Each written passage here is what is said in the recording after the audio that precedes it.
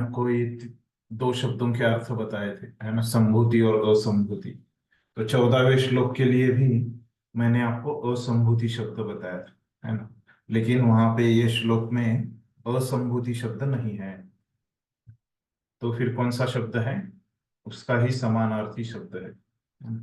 कौन सा है? विनाश। तो वो हम आसान करने के लिए उस समय हमने असंभूति शब्द लिया, लेकिन असंभूति शब्द इसमें है नहीं। लेकिन अर्थ वही है जो हमने लिया था। क्या था? कि जो संभूति मतलब भगवान के बारे में, है ना, भगवान की पूजा के बारे में। और विनाश मतलब देवताओं, जो भगवान नहीं है, देवताओं, मनुष्य, पशु इत्यादि के क्षणिक भौतिक अभिव्यक्ति तथा उनके मिथ्या नाम। तो वही जो असंभूति का जो अर्थ है, तो वही हमने लिया। विनाश के लिए है, लेकिन इस श्लोक में शब्द क्या है? विनाशम। तो ये यहाँ पे है। तो श्लोक देखते हैं हम।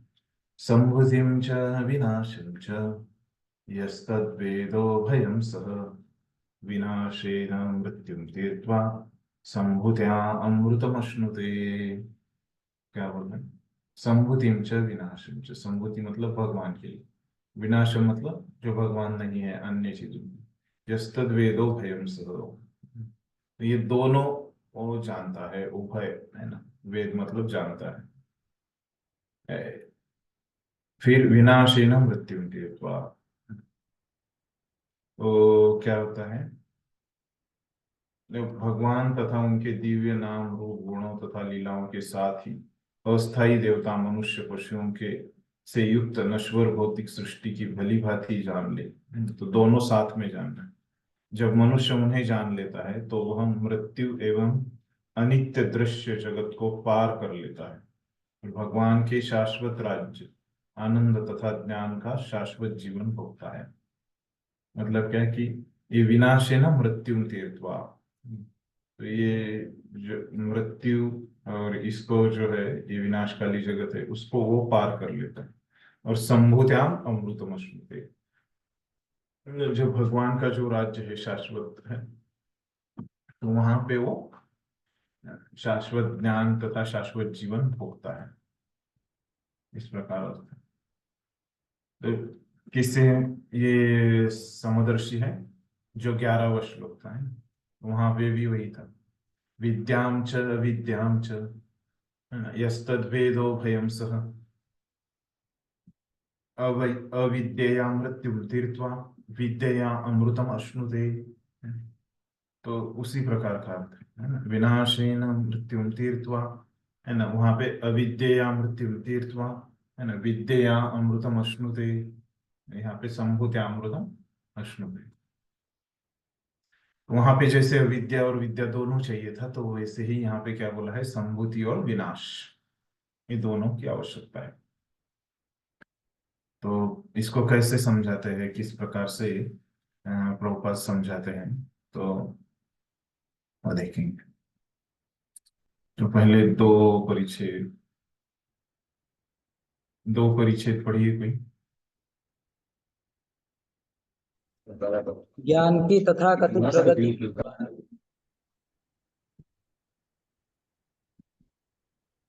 ज्ञान की तथाकथित प्रगति के द्वारा मानव सभ्यता ने अनेक भौतिक वस्तुओं को जन्म दिया है, जिनमें अंतरिक्ष यान तथा परमाणु शक्ति भी सम्मिलित है।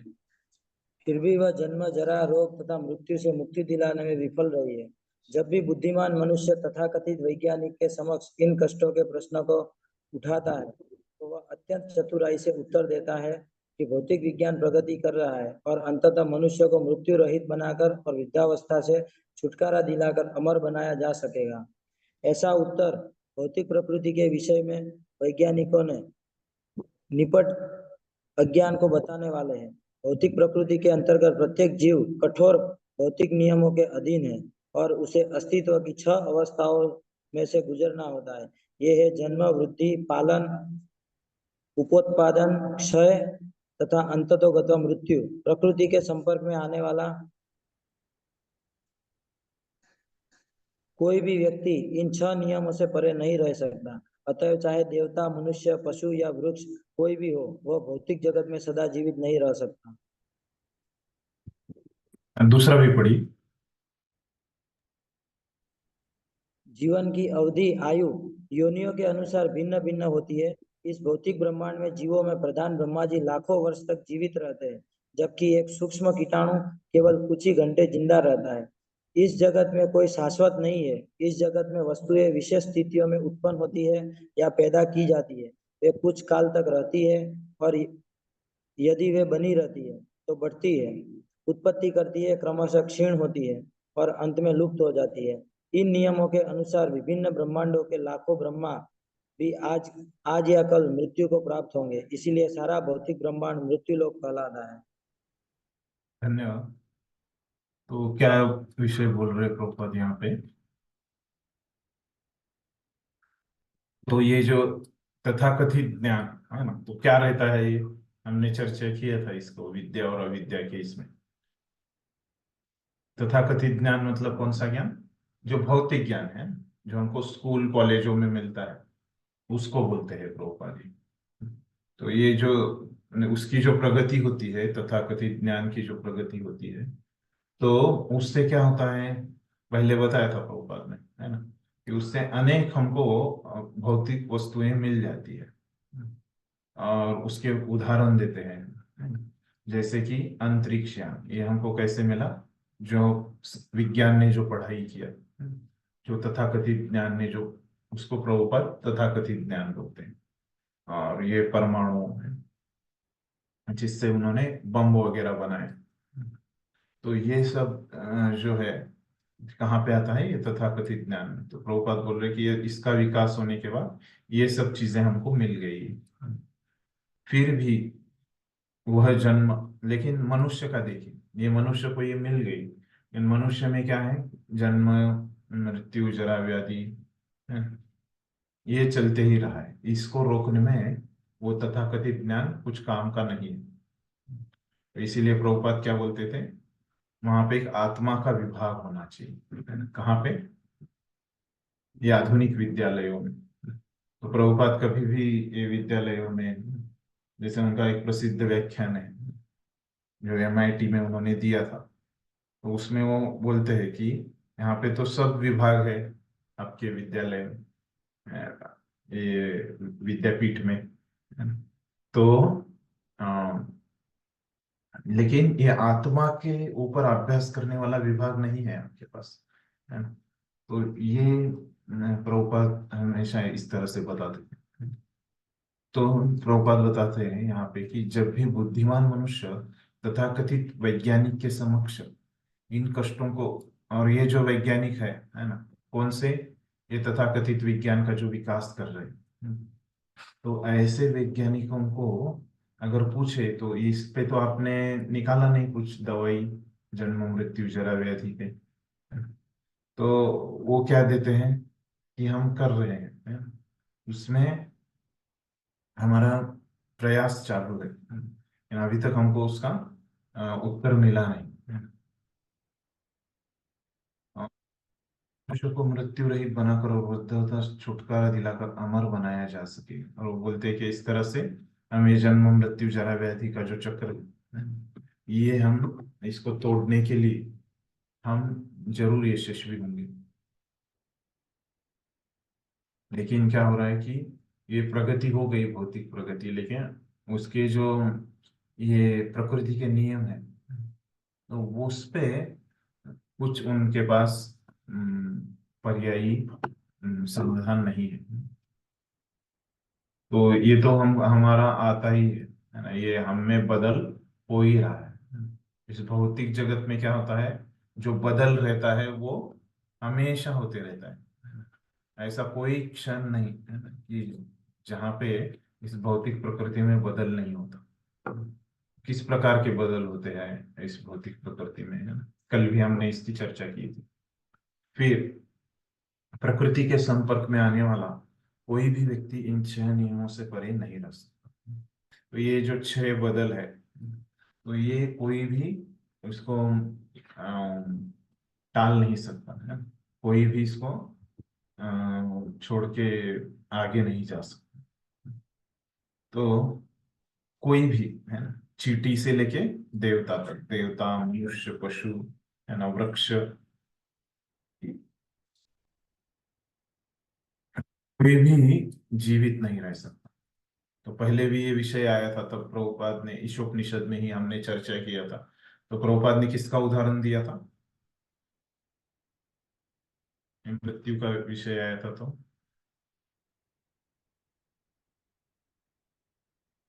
शायद से 11वें श्लोक में ही, श्लोक संख्या मुझे याद नहीं आ रही। हरे कृष्णा। हाँ। प्रभु जी, वो उदाहरण दिया था शायद, कि वो मनुष्य चंद्रयान पर जाता है अलग अलग आधुनिक विकास करके, और फिर वहां पे भी लेकिन जो है वो मृत्यु से बच नहीं पाता है, मतलब। और ब्रह्मा जी के लोक तक भी अगर चले जाए तो वहां पे भी जो है मृत्यु तो उसको आएगा ही, ऐसा तो उसमें कुछ नया वो नहीं कर लेगा ऐसा।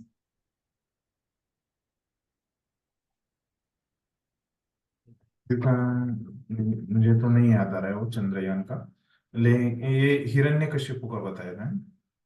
हिरण्यकशिपु का एक बहुत सारा पूरा लीला ही प्रभुपाद ने 2-3 परिच्छेदों में वो कवर किया था। देखो ये एक श्लोक में कोई, तो हिरण्यकशिपु कैसे प्रयास करता है, उसको कैसे वरदान मिलता है, वो चर्चा की थी हम। तो फिर आगे क्या बोल रहे हैं इसी विषय में? तो जीवन की अवधि योनियों के अनुसार भिन्न भिन्न होती है ना। सब अमर रहना चाहते हैं, अमर नहीं बन सकते हैं। फिर बाद में बता रहे कि कैसे हर एक योनि में हर एक जीव की अलग अलग अवधि होती है। तो इस भौतिक ब्रह्मांड में जीवों में प्रधान, हमको पता है कि आपने सुना होगा कि कैसे ब्रह्मा जी का उम्र है। तो फिर से आपको वो भगवत गीता में आएगा 8वें अध्याय में, तब देख लेना कि मतलब ब्रह्मा जी की उम्र बहुत ज्यादा है ना। अभी हम उसमें नहीं जाएंगे। तो जबकि एक सूक्ष्म कीटाणु केवल कुछ ही घंटे जिंदा रहता है। तो ऐसे जैसे और इस जगत में कोई शाश्वत नहीं है ना। तो उनकी उम्र इतनी ज्यादा है, लेकिन वो भी फिर उनको जाना ही पड़ता है एक दिन। इस जगत में वस्तुएं विशेष स्थितियों में उत्पन्न होती है, यहाँ पैदा की जाती है, वे कुछ काल तक रहती है ना। उसी जो 6 परिवर्तन है वो बता रहे हैं। वो कुछ काल तक रहती है, यदि वे बनी रहती है तो बढ़ती है, उत्पत्ति करती है, क्रमशः क्षीण होती है और अंत में लुप्त हो जाती है। इन नियमों के अनुसार विभिन्न ब्रह्मांडों में लाखों ब्रह्मा भी आज या कल मृत्यु को प्राप्त होंगे। इसलिए सारा भौतिक ब्रह्मांड मृत्यु लोक कहता है। तो क्यों इसको मृत्यु लोक कहते हैं? क्योंकि यहाँ पे मृत्यु, सबकी मृत्यु होती है। जो भी इस जगत में जिसका जन्म होता है उसको मृत्यु अटल है। तो जातस्य ही ध्रुव मृत्यु है। तो प्रभुपाद ने यहाँ पे क्या बताया विषय, कि सबकी मृत्यु होती है। तो मृत्यु को कोई जीत नहीं सकता, है ना। और क्या नहीं, ये तथाकथित विज्ञान में प्रगति करने से भी कोई मृत्यु के ऊपर विजय प्राप्त नहीं कर सकता, है ना। और ये विज्ञान भी मृत्यु के ऊपर विजय प्राप्त नहीं कर सकता, है ना। इस प्रकार से बताया। तो किसके संदर्भ में बताया प्रभुपाद ने ये सब श्लोक में? जब मनुष्य इन्हें जान लेता है तो वह मृत्यु एवं अनित्य जगत को पार कर लेता है। तो यहाँ पे कोई अ, अमर नहीं हो सकता। तो अमर कैसे हो सकता है? वो भगवान के शाश्वत राज्य संभूति में जाके ही वो अमर हो सकता है। तो यहाँ पे ये जो भाग है कि भौतिक जगत में कोई अमर नहीं हो सकता, उसको पार करने के बाद ही अमर हो सकता है। तो इसीलिए प्रभुपाद बोल रहे कि ये भौतिक जगत के बारे में बता रहे कि कैसे यहाँ पे कोई अमर नहीं हो सकता। ये 2 परिच्छेदों में, है ना। कुछ भी कर लो आप, है ना, कितना ही भौतिक प्रगति कर लो, कुछ भी करो, है ना? यहाँ पे ब्रह्मा को भी यहाँ पे अमरत्व नहीं है ना। सबसे बुद्धिमान, जिनका शरीर पूरा बुद्धि से बना है ना, और उनके 4 सर है ना, फिर भी वो मृत्यु को नहीं रोक पाते इस भौतिक जगत में। आगे वाला पढ़िए। भौतिक विज्ञानी तथा राजनीति इस स्थान को मृत्यु विहीन बनाने का प्रयास कर रहे हैं, क्योंकि उन्हें मृत्यु विहीन आध्यात्मिक प्रकृति का कोई ज्ञान नहीं है। यह तो उस वैदिक साहित्य के प्रति उनका अज्ञान है जो प्रौढ़ दिव्य अनुभव के आधार पर पुष्ट ज्ञान से पूर्ण है। दुर्भाग्यवश आधुनिक मनुष्य वेदों, पुराणों तथा अन्य शास्त्रों से ज्ञान प्राप्त करने में रुचि नहीं रखता है। विष्णु पुराण विष्णु पुराण 6.7.61 से हमें निम्नलिखित जानकारी मिलती है। विष्णु शक्ति परा प्रोक्ता क्षेत्र व्याख्या तथा परा विद्या कर्म संज्ञान्या तृतीया शक्तिरिष्यते। पूर्ण पुरुषोत्तम भगवान विष्णु की विभिन्न शक्तियां हैं। ये परा तथा अपरा कहलाती हैं। जीव परा शक्ति में आते हैं भौतिक शक्ति जिसमें हम अधुना फंसे हुए हैं, वह अपरा शक्ति है। इसी शक्ति से भौतिक सृष्टि संभव होती है। यह शक्ति जीव को अविद्या से आच्छादित कर लेती है और उन्हें सकाम कर्म करने के लिए प्रेरित करती है। फिर भी भगवान की पराशक्ति का एक और भाग है जो इस भौतिक अपरा शक्ति तथा जीवों से भिन्न है। इस पराशक्ति से भगवान का शाश्वत या अमर निवास बना है। इसकी पुष्टि भगवद गीता 8.20 में हुई है। परस्तस्मास्तु भावन्य व्यक्तो अव्यक्तस्त सनातनः यह स सर्वेषु भूतेषु नश्यस्तु न विनश्यति। सारे भौतिक लोक ऊर्ध्व अधः तथा मध्य लोक जिनमें सूर्य चंद्र तथा शुक्र सम्मिलित हैं ब्रह्मांड भर में बिखरे हुए हैं। ये सारे लोग ब्रह्मा के जीवन काल तक ही रहते हैं, लेकिन कुछ अधोलोक तो ब्रह्मा के एक दिन की समाप्ति पर नष्ट हो जाते हैं और दूसरे दिन पुनः उत्पन्न होते हैं। ऊर्ध्व लोकों में समय की गणना भिन्न रीति से होती है। अनेक उच्चतर लोकों में हमारा एक वर्ष एक दिन तथा एक रात्रि अर्थात 24 घंटे से के बराबर होता है। इन लोकों की काल माप के अनुसार पृथ्वी के चारों युग सत्य, त्रेता, द्वापर तथा कलियुग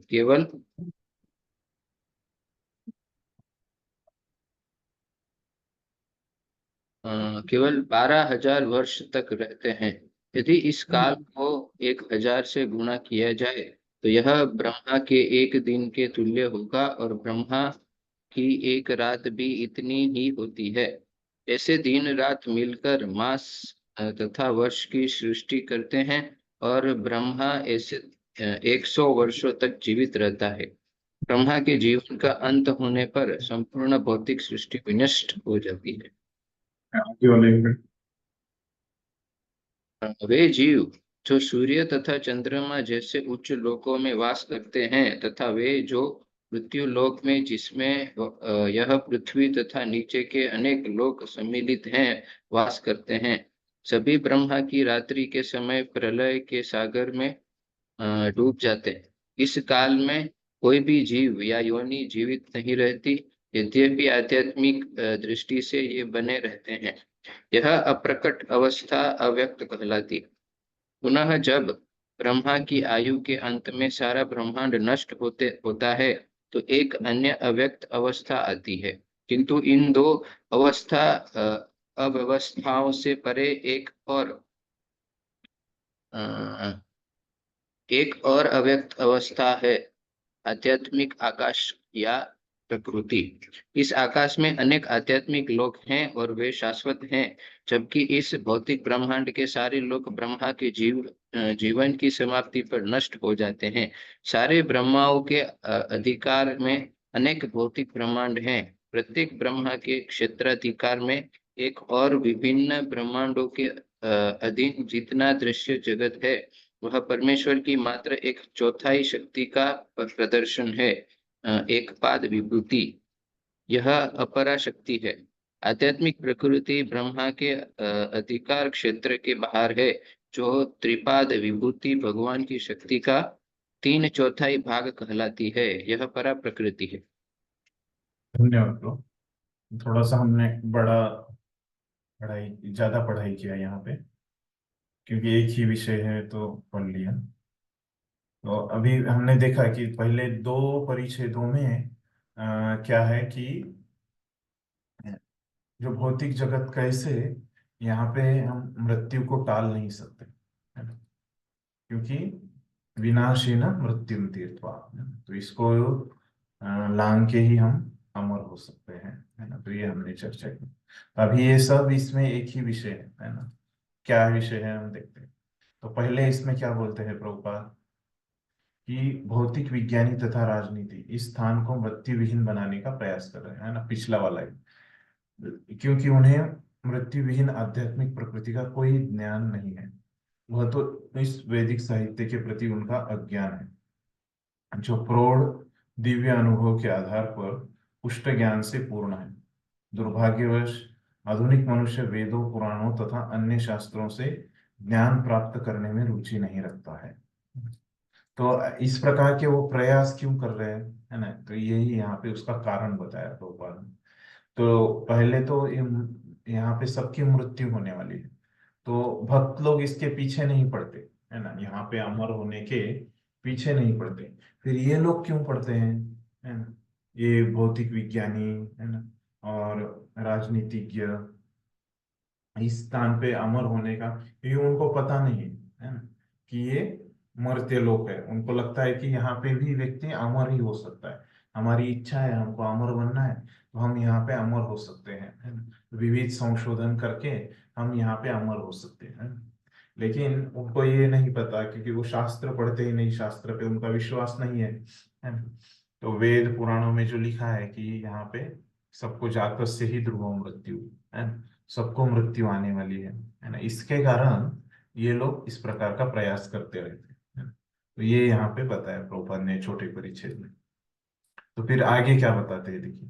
तो ये पुराणों में क्या बताया गया है ना, कि तीन प्रकार की शक्तियां हैं विष्णु की, है ना। तो परा, अपरा, है ना? तो जीव क्या है, परापर शक्ति, और भौतिक शक्ति जिसमें हम अधुना फंसे हुए हैं वह अपराशक्ति। तो ये जीव पराशक्ति है और भौतिक शक्ति अपराशक्ति है। तो इस शक्ति से भौतिक सृष्टि संभव होती है। यह शक्ति जीव को अविद्या से आच्छादित करती है। तो किसके बारे में बता रहे, अपराशक्ति के बारे में, है ना, भौतिक शक्ति के बारे में। वो क्या क्या करती है ना, भौतिक सृष्टि का विकास करती है, जीव को आच्छादित करती है, और जीव को क्या करती है, सकाम कर्म करने में प्रेरित करती है। फिर भी भगवान की पराशक्ति का एक और भाग है ना, ये तीसरा क्या है, कि जैसे जीव परा है, तो वैसे भगवान की एक पराशक्ति भी है। वो क्या है कि आध्यात्मिक जगत, है ना, जो भौतिक पराशक्ति तथा जीवों से भिन्न है, ये दोनों से भिन्न है। और इस पराशक्ति से भगवान का शाश्वत अमर निवास बना है, मतलब जहां भगवान निवास करते हैं। तो ऐसे तीन प्रकार की शक्तियां हैं, है ना। तो दो प्रकार की पराशक्तियां हैं, है ना, और एक प्रकार की अपराशक्ति है। तो ये बात क्या बताई है, पुराणों में बताई है। तो तो ये भगवत गीता में भी ऐसे ही श्लोक है। तो क्या है, सारे भौतिक लोक, ऊर्ध्व, अध तथा मध्य लोक, जिनमें सूर्य, चंद्र तथा शुक्र सम्मिलित है, ब्रह्मांड भर में बिखरे हुए है ना। ये सारे लोग ब्रह्मा के जीवन काल तक ही रहते हैं। उनको पता है कि ये सब भौतिक जगत जो है ब्रह्मा ने सृष्टि करते हैं, वो इंजीनियर है, तो वो जब चले जाते हैं तो सब विनष्ट हो जाता है। लेकिन कुछ अधोलोक तो ब्रह्मा के एक दिन की समाप्ति पर ही नष्ट हो जाते हैं और दूसरे दिन पुनः उत्पन्न होते हैं। तो ब्रह्मा जब जाते हैं तब पूरा नष्ट हो जाते हैं, लेकिन कुछ कुछ जो लोक है वो क्या होते हैं, ब्रह्मा के रोज, है ना, रात को डूबते हैं और फिर सुबह आ जाते हैं। ऊर्ध्वलोकों में समय की गणना भिन्न रीति से होती है, तो उनका टाइम भी अलग होता है। हमको पता है कि हमारा एक दिन मतलब कितना होता है, देवताओं का 6 महीना होता है ना? नहीं सॉरी, हमारा 6 महीना मतलब देवताओं के 12 घंटे होते हैं, है ना, इस प्रकार से। तो ये हमको एक पता है। अनेक उच्चतर लोकों में हमारा एक वर्ष, एक दिन तथा एक रात्रि अर्थात 24 घंटे के बराबर होना। तो यहाँ पे प्रभुपाद ने बताया भी है, देखिए, है ना। तो हमारा जो एक दिन रात होता है, देवताओं का जो एक दिन रात होता है, वो हमारा कितना होता है, एक वर्ष होता है। तो इन लोगों का काल माप के अनुसार पृथ्वी के चारों युग, है ना। तो पृथ्वी में चारों युग कितने साल के होते हैं, 43,20,000, है ना। लेकिन ये 43,20,000 उनके कितने होते हैं, 12,000 वर्ष ही होते हैं, है ना, देवताओं के। तो ये अंतर रहता है। तो यदि इस काल को 1,000 से गुना किया जाए, तो यह ब्रह्मा के एक दिन के तुल्य होगा। तो ऐसे 1,000 चतुर्युग होते हैं, है ना। यह दिव्य युग होते हैं कहाँ पे, ब्रह्मा के 12 घंटे में, है ना। फिर उतनी ही उनकी रात होती है 12 घंटे की। तो ऐसे दिन रात मिलाकर मास, है ना। तो फिर 30 दिन का एक मास हो जाएगा, फिर साल, है ना। और फिर ऐसे ब्रह्मा कितने साल जीते हैं, 100 साल जीते हैं। तो इतना बड़ा ब्रह्मा का उम्र है, यहाँ पे बता दिया, है ना। ये आपने अभ्यास किया होगा, ये समझ गया ना सबको, ब्रह्मा का उम्र। ये आपने पहले पढ़ाई किया ही होगा, नहीं किया है तो फिर मैं लिख के दिखा सकता हूँ अगर किसी को समझ में नहीं आया। वे जीव जो सूर्य तथा चंद्रमा जैसे उच्च लोकों में वास करते हैं, तथा वे जो मर्त्य लोक में हैं, जिसमें यह पृथ्वी तथा नीचे के अनेक लोग सम्मिलित है, वास करते हैं, सभी ब्रह्मा की रात्रि के समय प्रलय के सागर में डूब जाते हैं। इस काल में कोई भी जीव या योनि जीवित नहीं रहती। तो जब ब्रह्मा चले जाते हैं, तो नहीं सॉरी, जब ब्रह्मा की रात्रि होती है ना, तो ये सब डूब जाते हैं। ये जीव जो सूर्य तथा चंद्रमा जैसे उच्च लोकों में वास करते हैं, तथा जो मृत्यु लोक में, जिसमें पृथ्वी तथा नीचे के अनेक लोक में वास करते हैं, सभी ब्रह्मा की रात्रि के समय प्रलय। तो ये सब जो है ना, स्वर्ग से लेके देवी देवताओं, ये पूरा, ये जो मर्त्य लोक भी है ना, भूलोक भी, ये सब डूब जाता है ना?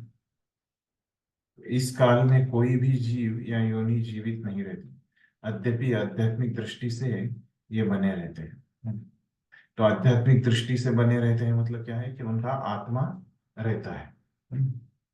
यह अप्रकट अवस्था कहलाती है। पुनः जब ब्रह्मा की आयु के अंत में सारा ब्रह्मांड नष्ट होता है, तो एक अन्य अव्यक्त अवस्था आती है। तो जब ब्रह्मा की आयु खत्म हो जाती है, तो क्या होता है, एक बड़ा प्रलय आ जाता है। तो किंतु इन दो अव्यक्त अवस्थाओं से परे एक अव्यक्त अवस्था है, आध्यात्मिक आकाश या प्रकृति। तो ये तो भौतिक जगत के बारे में हो गया, लेकिन ऐसे ही एक आध्यात्मिक आकाश है। इस आकाश में अनेक आध्यात्मिक लोक है और वे शाश्वत है। तो अनेक आध्यात्मिक लोग कैसे, अलग अलग अवतारों के, है ना। तो जैसे हमको पता है कि राम का साकेत है, विष्णु का वैकुंठ है, कृष्णा का गोलोक वृंदावन है। तो ऐसे ये अनेक आध्यात्मिक लोक है, और वही सभी लोग क्या है, शाश्वत है। चैतन्य महाप्रभु का माया, ये है मायापुर, है। तो इस प्रकार के ये सब लोक है। जबकि इस भौतिक ब्रह्मांड के सारे लोग ब्रह्मा के जीवन की समाप्ति पर नष्ट हो जाते हैं। सारे ब्रह्माओं के अधिकार में अनेक भौतिक ब्रह्मांड है। प्रत्येक ब्रह्मा के क्षेत्राधिकार में एक और विभिन्न ब्रह्मांडों के अधीन जितना दृश्य जगत है, वह परमेश्वर की मात्र 1/4 शक्ति का प्रदर्शन है। तो ये सब ब्रह्मा के, सब ब्रह्मा का मिला के हमको पता है कि कैसे हमारे 3 गुना रहता है। ये पूरा भौतिक जगत के आध्यात्मिक जगत कितना है, 3 गुना, और ये दोनों मिलके फिर पूरा हो जाता है ना। 1/4 हमारा, एक पाद विभूति, और उनका त्रिपाद विभूति, 3/4 आध्यात्मिक जगत। तो ये क्या बताया प्रभुपाद ने अभी तक यहाँ पे जो विषय है ना, कि ये पूरे भौतिक जगत है के बारे में बताए और आध्यात्मिक जगत के बारे में बताए। तो क्यों बता रहे हैं इसमें? क्योंकि श्लोक में हमको उस तरह से कहा गया है ना, कि आध्यात्मिक जगत से वो, सॉरी, इस भौतिक जगत से वो आध्यात्मिक जगत जाता है ना, जो दोनों जानता है, संभूति और विनाश, है ना।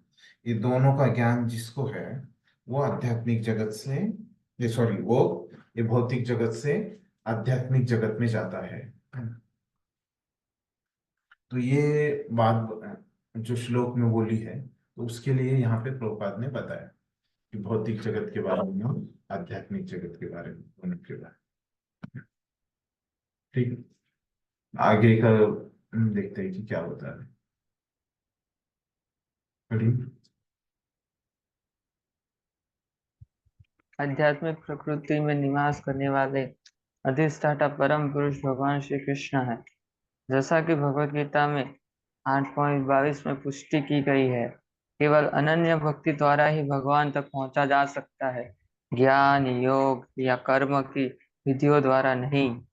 कर्मी लोग स्वर्ग लोगों तक, जिनमें सूर्य तथा चंद्र सम्मिलित है, उठ सकते हैं। ज्ञानी तथा योगी इससे भी उच्च लोग यथा महरलोक, तपोलोक तथा ब्रह्मलोक तक पहुंच सकते हैं। किंतु भक्ति द्वारा जब वे और अधिक योग्य हो जाते हैं, तो उन्हें अपनी अपनी योग्यताओं के अनुसार आध्यात्मिक प्रकृति में या तो आध्यात्मिक आकाश के प्रदीप्त विश्व परिवेश में, ब्रह्म या वैकुंठ लोकों में प्रवेश करने दिया जाता है। लेकिन इतना तो निश्चित है कि भक्ति में प्रशिक्षित हुए बिना किसी को भी वैकुंठ लोकों में प्रविष्ट नहीं होने दिया जाता। तो अभी कौन जा सकता है ना? तो अभी यहाँ पे बोला ना कि जो संभूति और विनाश, है ना, दोनों को जानता है, वो क्या कर सकता है, ये आध्यात्मिक जगत में जा सकता है ना। तो इस तरह से उन्होंने तत्व बता दिया। तो अभी प्रैक्टिकली वो कौन सा व्यक्ति है ना, वो जा सकता है आध्यात्मिक जगत में, तो वो बता रहे हैं प्रभुपाद यहाँ पे। तो आध्यात्मिक प्रकृति में निवास करने वाले अधिष्ठाता, है ना, भगवान कहाँ पे रहते हैं? आध्यात्मिक जगत में, है ना। तो भगवत गीता में वो बोल रहे हैं कि अनन्य भक्ति द्वारा ही भगवान तक पहुंच सकते हैं हम, है ना। तो भक्ति के द्वारा ही, है ना, भगवत गीता को हमें, हमको पता है कि कैसे ज्ञान मार्ग है, कर्म मार्ग है, लेकिन भगवान तक अगर पहुंचना है, हमने देखा था कल या परसों, कि भक्त्या तो अनन्य शक्य, है ना, अहम एवो विदो अर्जुना। तो भक्ति से ही जो ये अनन्य मार्ग है ना, तो वो ये होता है। और एक श्लोक बताया था, भक्त्या माम अभिजानाति, है। तो भक्ति से ही वो मुझे जान सकता है, कृष्ण ने इस प्रकार से बताया। तो कर्मी लोग स्वर्ग लोकों तक, जिनमें सूर्य तथा चंद्र सम्मिलित है, उठ सकते हैं। तो कर्मयोग से हम कहाँ तक जा सकते हैं? हमको पता है कर्मयोग से हम स्वर्ग तक जा सकते हैं, है ना? और ज्ञान से हम कहाँ तक जा सकते हैं? महरलोक, तपोलोक, ब्रह्मलोक तक जा सकते हैं। तो इस भौतिक जगत तक ही हम जा सकते हैं, नहीं? लेकिन अगर हमको इससे भौतिक जगत से बाहर जाना पड़ता है, तो हमको भक्ति करना पड़ेगा उसके लिए। जब हम भक्ति करेंगे तो ही क्या कर सकते हैं हम, ये वैकुंठ लोक में हमको प्रवेश मिल सकता है। मतलब क्या है, ये इस विनाश से संभूति तक कौन जाएगा बोल रहे प्रभुपाद? सिर्फ भक्त ही जा सकता है। तो ये बताया प्रभुपाद ने, कौन इस तरह से ये मर्त्य लोक से आध्यात्मिक जगत में जा सकता है? केवल जो भक्ति करता है, ऐसा भक्त ही जा सकता है। बढ़िया, आगे वाला।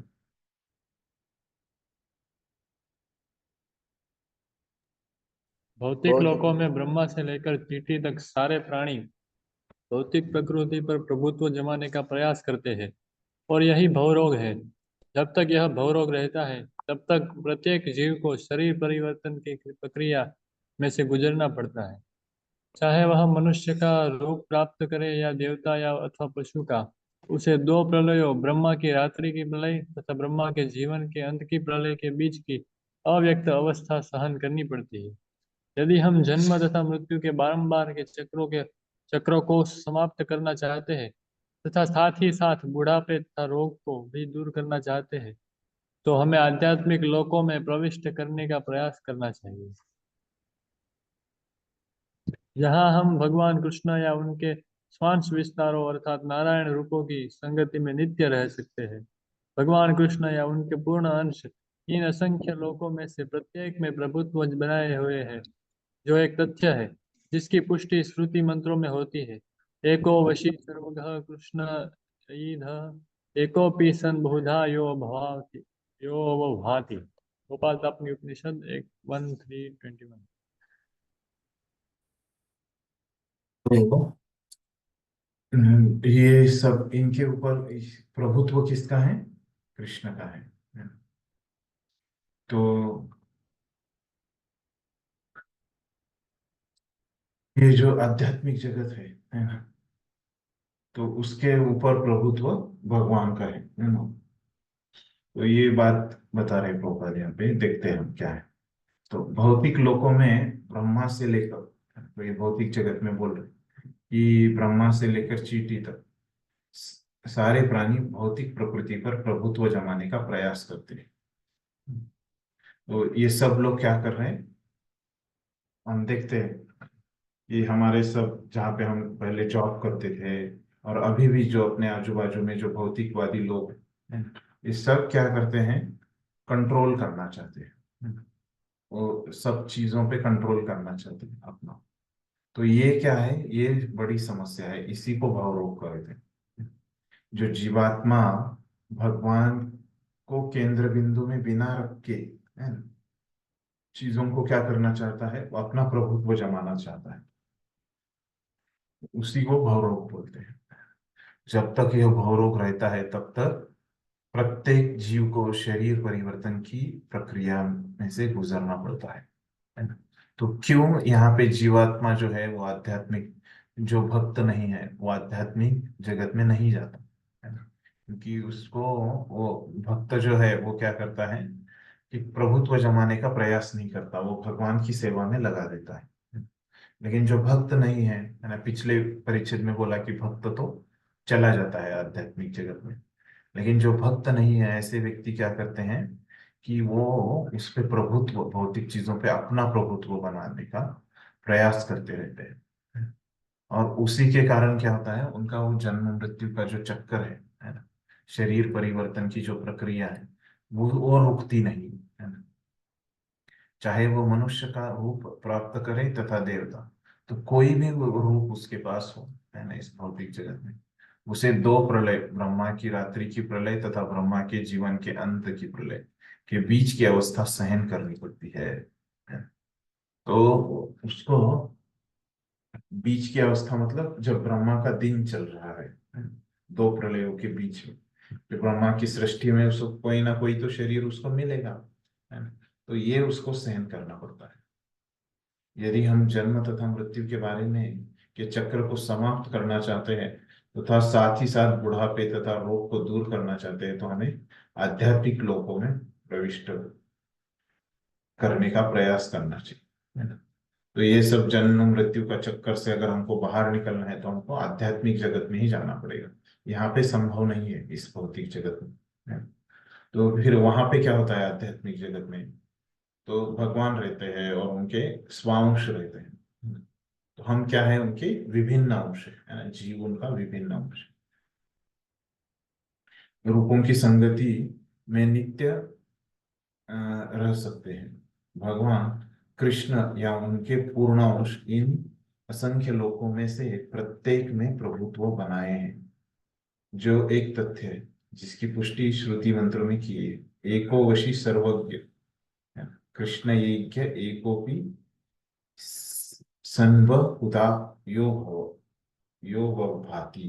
तो इसका अर्थ क्या है कि वो भगवान जो है उनके पूर्ण अंश, इन असंख्य भगवान और उनके अंश वो भी पूर्ण है ना। कैसे? ओम पूर्णमद पूर्णमिदम है ना। तो भगवान पूर्ण है, उनसे जो भी निकल रहा है उनके अंश भी क्या है, पूर्ण अंश है, इसीलिए यहाँ पे पूर्ण अंश कहा गया है ना? जो कुछ भी भगवान से निकलता है वो पूर्ण है ना? तो असंख्य लोगों में से प्रत्येक में प्रभुत्व बनाए हुए है ना? तो असंख्य लोग कहाँ के? आध्यात्मिक लोग। तो वहां पे प्रभुत्व किसका है? तो भगवान का है। तो इसीलिए भक्त को ही वहां पे, यहाँ पे कारण बताया प्रभुपाद, है ना, क्यों भक्त जो है ना, वो आध्यात्मिक जगत में जा सकता है। क्यों जा सकता है आध्यात्मिक जगत में? क्योंकि वो क्या करता है, सब कुछ, किसी चीज के ऊपर वो प्रभुत्व नहीं जमाता। तो वो क्या करता है, सब जो चीजें हैं वो भगवान की सेवा में लगाता है। इसीलिए फिर उसको यहाँ पे जन्म मृत्यु के चक्कर में नहीं फंसना पड़ेगा। और दूसरा कारण क्या है? क्या वो भक्ति करने से क्या होता है? भगवान को प्रसन्न करता है। और ये आध्यात्मिक जगत में प्रभुत्व किसका है? भगवान और उनके पूर्ण अंश का है। तो इसीलिए भक्त ही जा सकता है। तो इसके पहले वाले परिच्छेद में क्या बताया प्रभुपाद ने, कैसे भक्त जो है वो आध्यात्मिक जगत में जा सकता है। और ये परिच्छेद में हमको क्या समझाया कि कारण बताया, है ना, क्या कारण बताया कि भक्त जो है ये यहाँ पे भौतिक चीजों के ऊपर अपना प्रभुत्व नहीं जमाता। भौतिक चीजों को कहाँ पे इस्तेमाल करता है? भगवान की सेवा में इस्तेमाल करता है। फिर दूसरा कारण क्या बताया कि भगवान की सेवा करने की वजह से भगवान प्रसन्न हो जाते हैं। और ये भगवान जो है उनका प्रभुत्व है ना? कहाँ पे? आध्यात्मिक जगत में। इसलिए वो आध्यात्मिक जगत में जा सकता है। तो ये इस प्रकार से ये परिच्छेद में बताया प्रभुपाद ने। तो अभी शुरू से क्या क्या बताया हम देखते हैं, थोड़ा ये बड़ा है ना। तो शुरू में पहले दो परिच्छेदों में क्या बताया प्रभुपाद ने कि कैसे कौन सा विषय था कि ये, हाँ, कि मृत्यु के ऊपर कोई विजय प्राप्त नहीं कर सकता। तो इस भौतिक जगत में मृत्यु के ऊपर कोई विजय प्राप्त नहीं कर सकता। तो कौन नहीं कर सकता? ये तथाकथित जो वैज्ञानिक है वो भी नहीं कर सकते, है ना, जो तथाकथित शिक्षा उनके पास है वो भी नहीं कर सकते। और फिर ये वैज्ञानिक विज्ञान भी नहीं कर सकता इस पे विजय प्राप्त, यहाँ पे अमर नहीं हो सकता।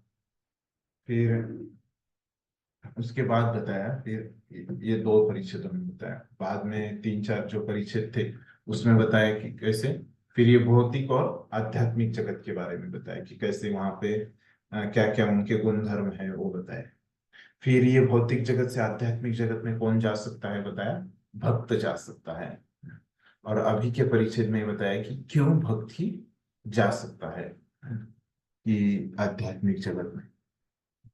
तो इस तरह से अभी तक प्रभुपाद ने बताया। तो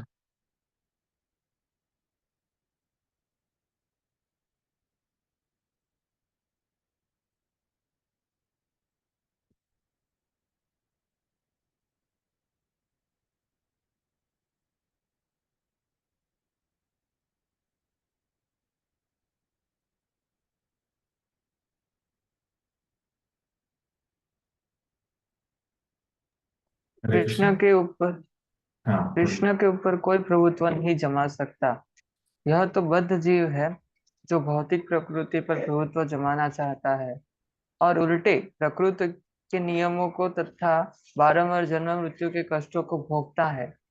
भगवान यहाँ पर धर्म की पुनर्स्थापना करने के लिए आते हैं और मूल सिद्धांत तो यह है कि उनकी शरण में जाने के लिए मनोभाव को विकसित करना होता है। भगवत गीता में 18.66 भगवान का यही अंतिम आदेश है, सर्वधर्मान परित्यज्य माम एकम शरणं व्रज। अन्य सभी धर्मों को त्याग कर मात्र मेरी शरण में आओ। लेकिन मूर्खों ने इस मूल शिक्षा की गलत व्याख्या करके जनता को विभिन्न प्रकार से पथभ्रष्ट किया है। लोगों को अस्पताल खोलने के लिए तो प्रेरित किया गया है, किंतु भक्ति द्वारा वैकुंठ जाने के लिए अपने आप को शिक्षित करने के लिए नहीं बताया गया। उन्हें अस्थायी राहत कार्य में ही रुचि लेने की शिक्षा दी गई है, जिससे जीव को कभी भी वास्तविक सुख नहीं मिल सकता। वे प्रकृति की विनाशकारी शक्ति को वश में करने के लिए अनेक प्रकार की सार्वजनिक तथा अर्ध सरकारी संस्था चलाते हैं, लेकिन वे दुर्जय प्रकृति को शांत करना नहीं जानते। अनेक लोगों को भगवत गीता का महान पंडित प्रचारित किया जाता है, लेकिन वे गीता के उस संदेश पर ध्यान नहीं देते हैं जिससे भौतिक प्रकृति को शांत किया जा सकता है। शक्तिशाली प्रकृति को भगवत चेतना जागृत करके ही शांत किया जा सकता है, जैसा कि भगवत गीता में 7.14 स्पष्ट इंगित हुआ है। अभी इसमें क्या बताते हैं प्रभुपाद, देखिए, तो कृष्ण के ऊपर कोई प्रभुत्व नहीं जमा सकता। तो अब इसके पहले क्या बताया कि कृष्ण का प्रभुत्व कहाँ पे है? आध्यात्मिक जगत में है। कृष्ण और उनके स्वांश है ना, इनका प्रभुत्व सब, लेकिन इनके ऊपर कोई प्रभुत्व नहीं जमा सकता।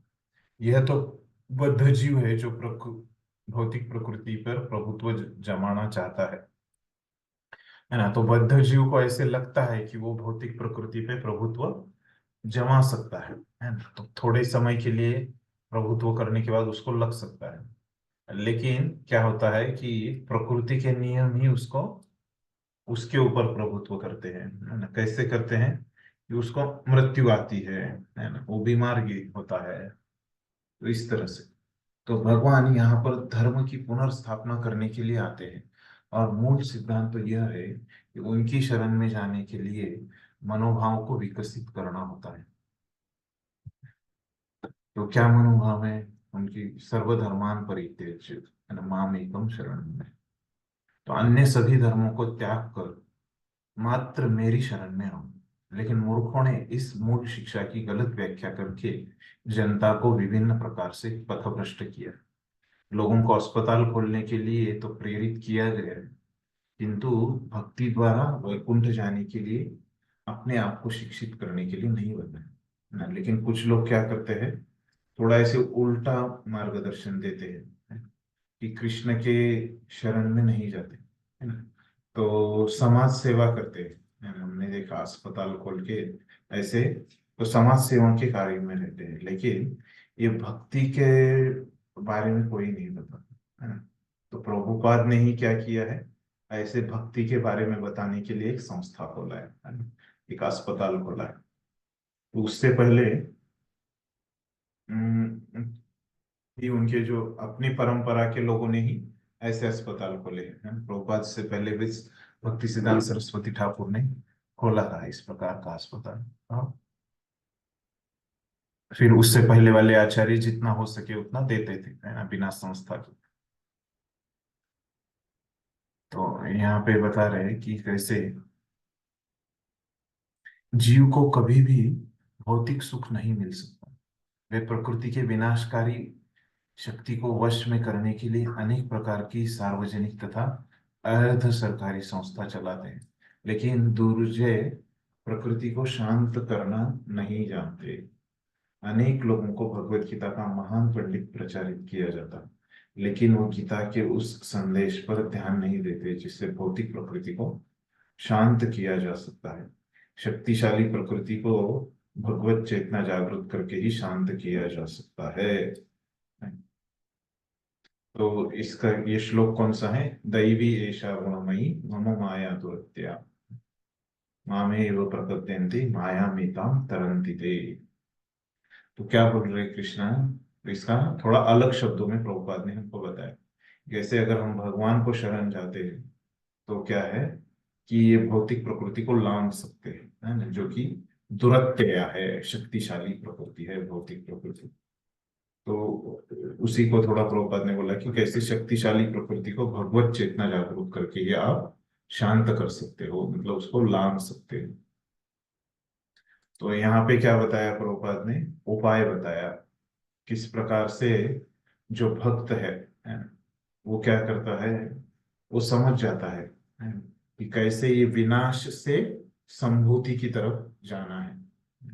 और कौन से लोग इसको नहीं समझ सकते कि कैसे विनाश से संभूति तक जाना है, जो भगवत गीता की गलत व्याख्या करते हैं, और ये जो सर्वधर्मान परित्यज्य है ना, इससे पथभ्रष्ट हो गए हैं, है ना, ऐसे लोग नहीं समझ पाते, है ना। वो क्या करते हैं, इधर ही अस्पताल वगैरह खोलते हैं, यहाँ पे ही फिर वो क्या करते हैं अस्थायी राहत में रुचि रखते हैं, और अस्थायी राहत के लिए क्या करते हैं, वो सार्वजनिक तथा अर्ध सहकारी संस्था चलाते हैं। तो यहाँ पे ही वो कुछ संस्थाएं निकाल के राहत पाना चाहते हैं।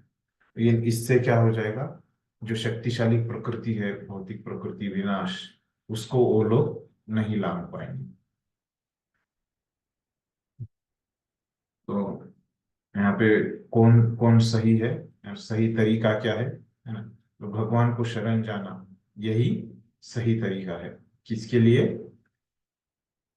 विनाश से संभूति तक जाने के लिए, है ना, ये भौतिक जगत से आध्यात्मिक जगत में जाने के लिए। इस प्रकार से होता है। तो देखिए, अभी भक्ति ही हमने देखा कि कैसे भक्ति जो रहता है इस प्रकार से सही कार्य करता है ना, प्रभुपाद ने पहले बोला। और ऐसे अनेक जो श्लोक है ये बताते हैं कि अपने भगवत गीता इत्यादि के बाहर भी, है ना। तो चैतन्य चरितामृत में बताया गया है, कृष्ण भक्त निष्काम अतएव शांत, मुक्ति मुक्ति सिद्धि कामी सकले अशांत। तो ये भक्त ही जो है ऐसे भौतिक प्रकृति को शांत करता है। फिर और एक अपने इसमें एक हिंदी में एक कहावत है, कोई तन दुखी कोई मन दुखी, कोई धन भिन रहत उदास, है ना, थोड़े थोड़े सब दुखी, सुखी हरि के दास। तो इस प्रकार से सिर्फ भक्ति सुखी हो सकता है। और जब भक्त के जीवन में दुख आता है, तो वो कैसे दिखता है, ये मृत्यु जगत में, है ना। तो भक्त भी ये जन्म मृत्यु जरा व्याधि से जाता है ना। लेकिन वो क्या कर समझता है, ये सब इससे विचलित नहीं होता वो, है ना। और ये क्या है, जो कुछ भी उसको दुख आता है अपने ही कर्मों के हिसाब से आ रहा है ना? इस प्रकार से वो सहन कर लेता है। और ये जो अभक्त रहते हैं, उनका भविष्य में उनको समझ नहीं रहता कि मृत्यु के बाद वो कहाँ जाने वाले, क्या करने वाले। उनका भविष्य पूरा अनक्लियर रहता है ना। लेकिन भक्त का भविष्य कैसे रहता है, पूरी स्पष्टता रहती है। भक्त लोग हैं तो उसको पता रहता है कि मुझे, मैंने भक्ति पूरी की तो जाने वाला हूँ भगवान के रूप, मैं नहीं की तो जो पूरा करने के लिए फिर से मुझे जन्म लेगा, लेकिन मैं भक्ति चालू कर रखने वाला हूँ, है ना। तो इस प्रकार से ये समझ में आता है भक्त को, और वही शांत रहता है, ये देख सकते हैं। तो अंतिम परिच्छेद में पढ़िए, क्या बोल रहे थे? इस मंत्र द्वारा श्री ईशोपनिषद सिखाता है कि मनुष्य को संभूति, परम पुरुष भगवान तथा विनाश, क्षणिक भौतिक प्राकट्य दोनों को साथ साथ भली भांति जानना चाहिए। केवल भौतिक सृष्टि को जानकर कोई किसी को नहीं बचा सकता, क्योंकि प्रकृति में प्रति क्षण विनाश लीला चलती रहती है। अन्य हनि भूतानि गच्छन्ति यमालय, न ही अल्पताल खोलकर, न ही अस्पताल खोलकर किसी को इस विनाश लीला से बचाया जा सकता है। केवल आनंद तथा सतर्कता पूर्वक शाश्वत जीवन के पूर्ण ज्ञान से किसी को बचाया जा सकता है। संपूर्ण वैदिक योजना मनुष्य को शाश्वत जीवन की उपलब्धि की इस कला में शिक्षित बनाना है। योग प्रायः इंद्रिय तृप्ति पर आधारित क्षणिक आकर्षक वस्तुओं द्वारा भ्रमित हो जाते हैं, लेकिन इंद्रिय विषयों के प्रति की जाने वाली सेवा पथ भ्रष्ट करने वाली तथा नीचे गिराने वाली है। अतएव हमें अपने आप को तथा अपने संगी को सही ढंग से बचाना चाहिए। सत्य को चाहने या न चाहने का प्रश्न नहीं है, वह तो है ही। यदि हम बारंबार होने वाले जन्म मृत्यु के चक्र से बचना चाहते हैं तो हमें भगवान की भक्ति ग्रहण करनी चाहिए। इसमें कोई समझौता नहीं हो सकता, क्योंकि यह तो अनिवार्यता का विषय है। तो जैसे इस श्लोक में प्रभुपाद क्या बोल रहे हैं इसमें, कि दोनों करना है ना, संभूति और विनाश, है ना, दोनों को यहाँ पे हमको जानना चाहिए। तो नहीं तो क्या हो जाएगा, हमको यहाँ पे ही बार बार आना पड़ेगा, है ना। तो सिर्फ अगर हम अस्पताल खोलेंगे, तो अस्पताल भी खोलना है लेकिन उसके साथ भक्ति भी करनी है। तो दोनों करेंगे तो क्या होता है, हम इस जन्म मृत्यु के चक्कर से हम बच सकते हैं। तो संपूर्ण ये वेदों में जो बताया गया है, प्रभुपाद बोल रहे हैं, इस कला में शिक्षित करने ही चाहती है। तो केवल ये आध्यात्मिक जगत में ही आनंद है, शाश्वत जीवन के पूर्ण ज्ञान से ही हम बच सकते हैं। लोग क्या करते हैं, गलती करते हैं। तो वो जो बाहर से जो इंद्रिय तृप्ति की जो अच्छी चीजें हैं, है ना, उस पे ही वो ध्यान देते हैं, है ना। इंद्रिय विषयों के प्रति की जाने वाली सेवा पथभ्रष्ट करने वाली तथा नीचे गिराने वाली होती है। अपने इंद्रिय सुख में ही रह के नीचे गिरते हैं। जनरली यह स्वाभाविक है लोगों के। अपने आप को तथा अपने संगी को सही ढंग से बचाना चाहिए। सत्य को चाहने या न चाहने का प्रश्न नहीं है, वह तो है ही है। यदि हम बारंबार होने वाले जन्म मृत्यु के चक्र से बचना चाहते हैं तो हमें भगवान की भक्ति ग्रहण करनी चाहिए। इसमें कोई समझौता नहीं है हो सकता, क्योंकि यह तो अनिवार्यता का विषय है। तो अगर हमको सच में ये विनाश से संभूति में जाना है तो हमको क्या करना पड़ेगा, प्रभुपाद आसान रास्ता बता रहे कि भक्ति करनी पड़ेगी। और अगर कोई बोलता है कि ये मुझे अच्छी नहीं लगती, भक्ति करना मुझे अच्छा नहीं लगता, तो प्रभुपाद क्या बोल रहे, ये तो अनिवार्यता है।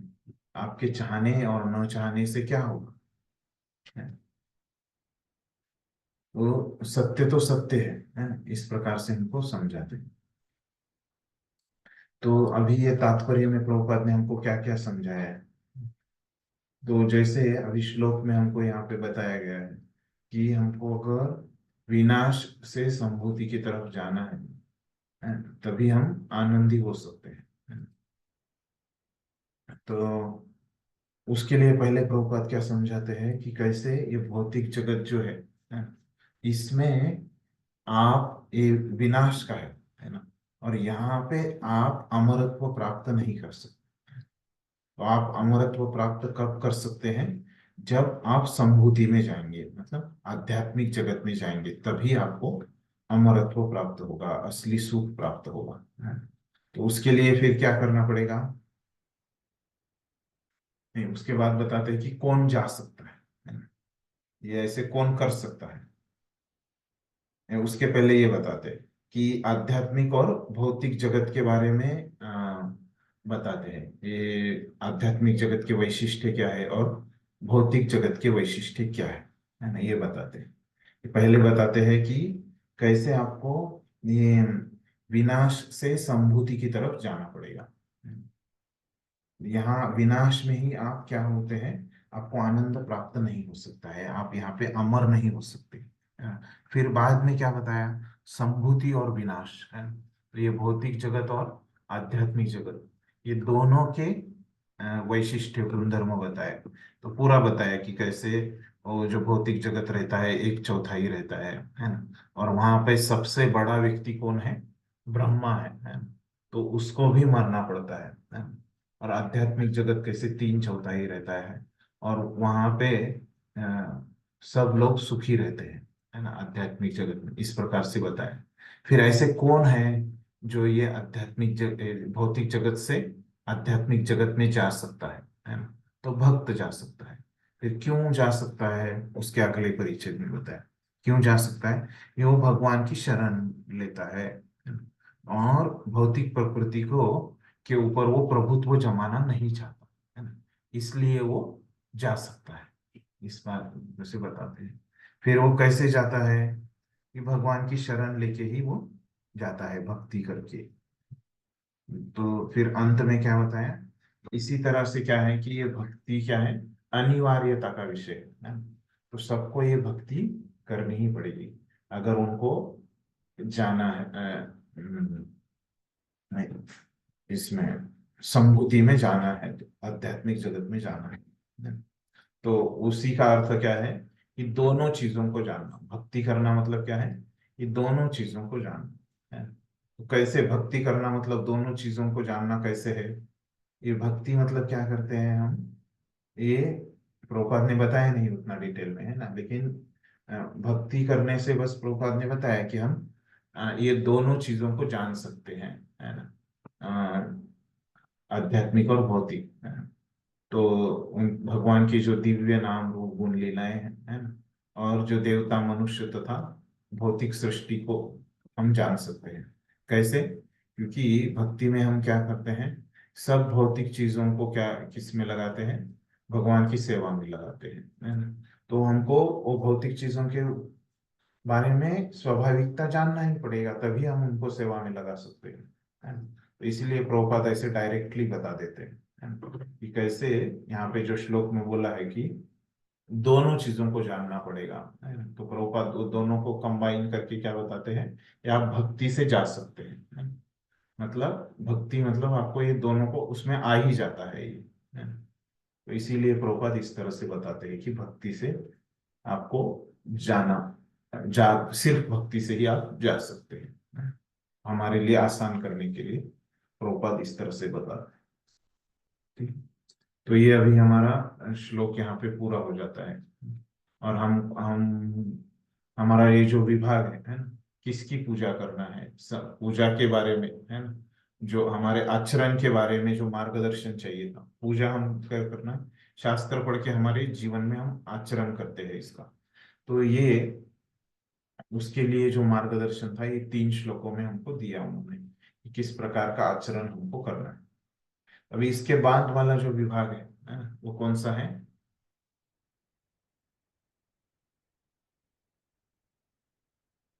कौन सा है, आपने लिखा है?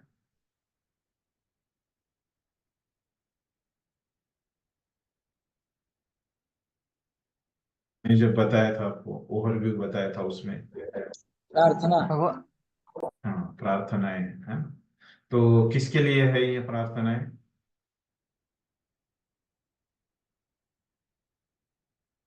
जीवन में अभ्यास के लिए। तो देखिए, अभी तक हमको क्या क्या पता चला यहाँ पे ईशोपनिषद में, कि हमको ज्ञान मिला, है ना, भगवान के बारे में, है ना, भगवान के गुणों के बारे में। और फिर हमको क्या बताया चला, कि ये इसका आचरण कैसे करना है अपने जीवन में, है ना, ये हमको पता चला। तो अभी ये जो ज्ञान है हमारे जीवन में आचरण करना है ना, तो इसके लिए हमको कृपा चाहिए, है ना। तो बिना कृपा के, बिना भगवान की शक्ति के हम ये ज्ञान अपने जीवन में उतार नहीं सकते, है ना, इसका आचरण में इसको लेके नहीं आ सकते, है ना। तो अभी इसीलिए अभी भगवान की कृपा की प्रार्थना वो कर रहे हैं, है ना। क्यों कर भगवान की कृपा की प्रार्थना कर रहे हैं? तो अभी मैंने आपको बताया था कि ये जो यहाँ पे विषय चल रहा है ना, तो 2 प्रकार की प्रार्थना है, मैंने आपको बताया था, है ना, बराबर है। उनसे 2 प्रकार की प्रार्थनाएं हैं।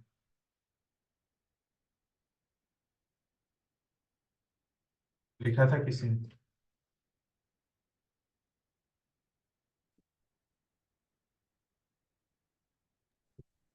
ज्ञान का अभ्यास और आचरण का अभ्यास।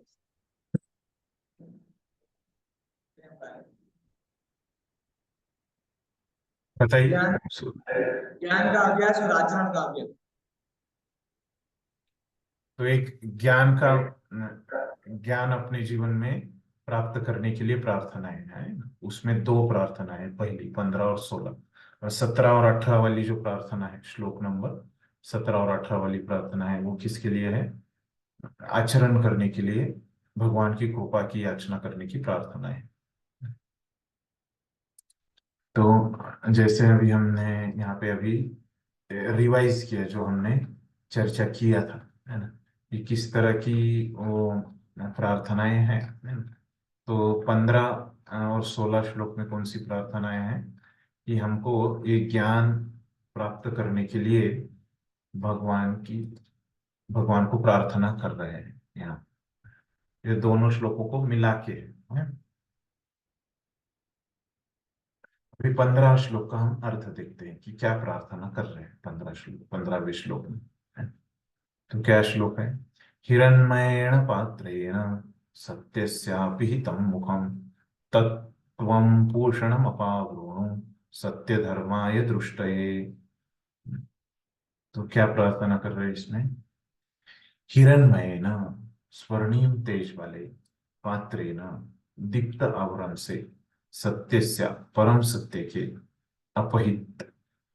अपहितम मुखम, है ना? अपहितम मतलब प्रपच्छ, मुखम मतलब चेहरा, मुंह को, तत् मतलब वह आवरण, त्वम मतलब तुम, भूषण हे पालक, अपावरण कपड़ा हटा लीजिए, सत्य धर्माय दृष्टये, सत्य मतलब शुद्ध, धर्माय भक्त के लिए, शुद्ध भक्त के लिए देखने के लिए। तो अभी ये भक्त यहाँ पे प्रार्थना कर रहा है, हे भगवान, हे समस्त जीवों के पालक, मतलब क्या? पूषण अपावरण, समस्त जीवों के पालक, आपका असली मुखमंडल तो आपके चमचमाते तेज से ढका हुआ है ना? हिरण्मयेण पात्रेण सत्यस्या पिहितम, कृपा करके इस आवरण को हटा लीजिए और अपने शुद्ध भक्त को, ऐसे शुद्ध भक्त को अपना दर्शन दीजिए। इस तरह से वो बोल रहे। तो यहाँ पे वो भगवान की ये जो है ब्रह्म ज्योति का जो प्रकाश आता है ना, उसकी वजह से वो भक्त अभी क्या है, ब्रह्म ज्योति से थोड़ा सा दूर है। तो क्या दिख रहा है उसको? भगवान नहीं दिख रहे हैं। तो भगवान के वो ब्रह्म ज्योति ही उसको दिख रही है। तो वो प्रार्थना कर रहा है भगवान को कि ये कृपा करके ये ब्रह्म ज्योति हटा लीजिए, मतलब मैं आपको देख पाऊं, है ना? आपका मतलब देख पाऊं मतलब आपके बारे में मैं ज्ञान ले पाऊं, है ना? तो इस प्रकार से वो प्रार्थना कर रहा है। तो यहाँ पे हम बहुत सारी चीजें सीख सकते हैं ये श्लोक से कि कैसे ये भगवान का जो रूप है ना, वो क्या है, उनके प्रकाश से बड़ा है ना, ये दिखता है हमको। और फिर वो वो हटाने की बात कर रहा है यहाँ पे वो भक्त, है ना? तो यहाँ पे और एक बात कैसे है, एक है कि जैसे दो प्रकार से हमको अंधेरे का सामना करना पड़ता है। तो एक तो वहां पे बिल्कुल उजाला नहीं है ना, तो ये इस प्रकार का अंधेरा है ना। और जैसे अभी रात में अगर हम गाड़ी चलाते हैं, है ना, तो क्या होता है, हमारी आंखों के ऊपर लाइट आ जाती है और हमको कुछ भी नहीं दिखता, है ना, गाड़ी चलाते समय। ऐसे अगर वहां पे अपर डिपर दो रहता है ना, आगे वाली गाड़ी में उन्होंने अपर मारा है तो वो हमारे आंखों के ऊपर हमको कुछ, तो उसी प्रकार से ये भक्त की यहाँ पे भावना है। तो वहां पे कैसे लाइट की वजह से हमको कुछ नहीं दिखता।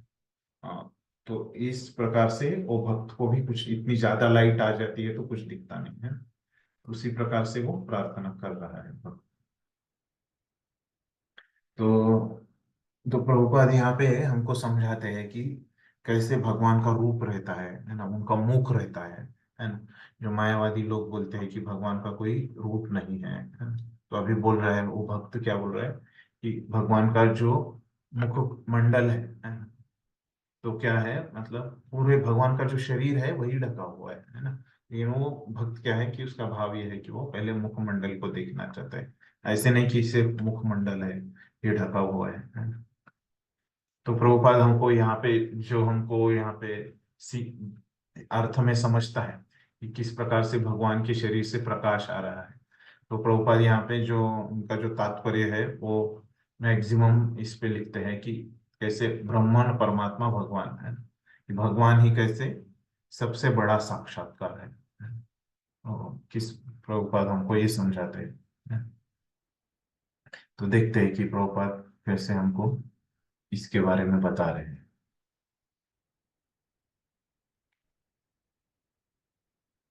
ये 2 पैराग्राफ पहले। भगवत गीता में भगवत गीता में 14.27 अपने साकार स्वरूप के दैदीप्यमान तेज ब्रह्म ज्योति का वर्णन भगवान इस प्रकार करते हैं। ब्रह्मणो हि प्रतिष्ठाहं मृतस्य अव्ययस्य च शाश्वतस्य च धर्मस्य सुखस्यैकान्तिकस्य च। मैं निराकार ब्रह्म का आधार हूँ, जो परम सुख का स्वाभाविक पद है और जो अमर, अविनाशी तथा शाश्वत है। ब्रह्म, परमात्मा तथा भगवान एक ही परम सत्य के 3 स्वरूप है। आरंभकर्ता के लिए ब्रह्म स्वरूप सहज गम्य है। परमात्मा स्वरूप उनके द्वारा अनुभव गम्य होता है। जिन्होंने और आगे प्रगति कर ली है और भगवान साक्षात्कार तो परम सत्य की चरम अनुभूति है।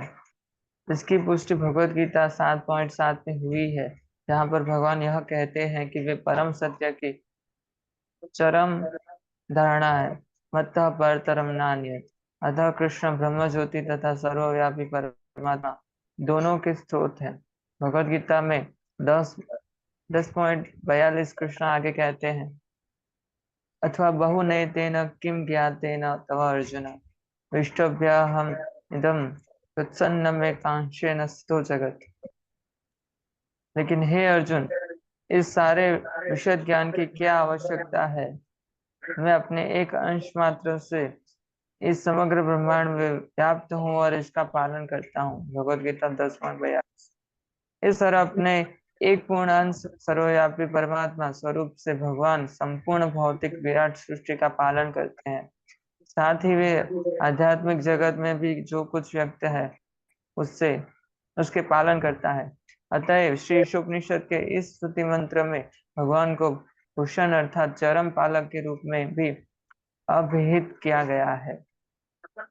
तो यहाँ पे अभी ये परिच्छेद में क्या बोल रहे प्रभुपाद कि भगवान जो है वो आधार है किसके? ब्रह्मण और परमात्मा के, है ना। तो यहाँ पे श्लोक बताते हैं कि भगवत गीता से ब्रह्मणो ही प्रतिष्ठा हम, तो मतलब आधार है, मतलब क्या है कि उनसे ही ये सब आते हैं, है ना। ब्रह्मण, परमात्मा और भगवान उनके ऊपर निर्भर है ना। तीनों एक ही चीज को दिखा रहे हैं, है ना। किसको? भगवान को। लेकिन ब्रह्मण थोड़ा सा दिखाता है, परमात्मा और थोड़ा सा ज्यादा, और भगवान पूरा दिखाता है ना। हमने वो देखा था, एक ही चीज को दर्शाते हैं लेकिन उस उसका एक थोड़ा दिखाते हैं और थोड़ा दिखाते हैं और पूरा दिखाते हैं, है ना, इस प्रकार से। तो इसीलिए बोलता है कि अ, भगवान साक्षात्कार क्या है? चरम अनुभूति है, मतलब सबसे बड़ी अनुभूति है। उनके ऊपर कोई नहीं है, मतलब परतरम नान्य किंचित अस्ति धनंजय, है ना। तो और आगे क्या बोल रहे हैं कि ये ब्रह्म ज्योति और परमात्मा उन्हीं के स्रोत है।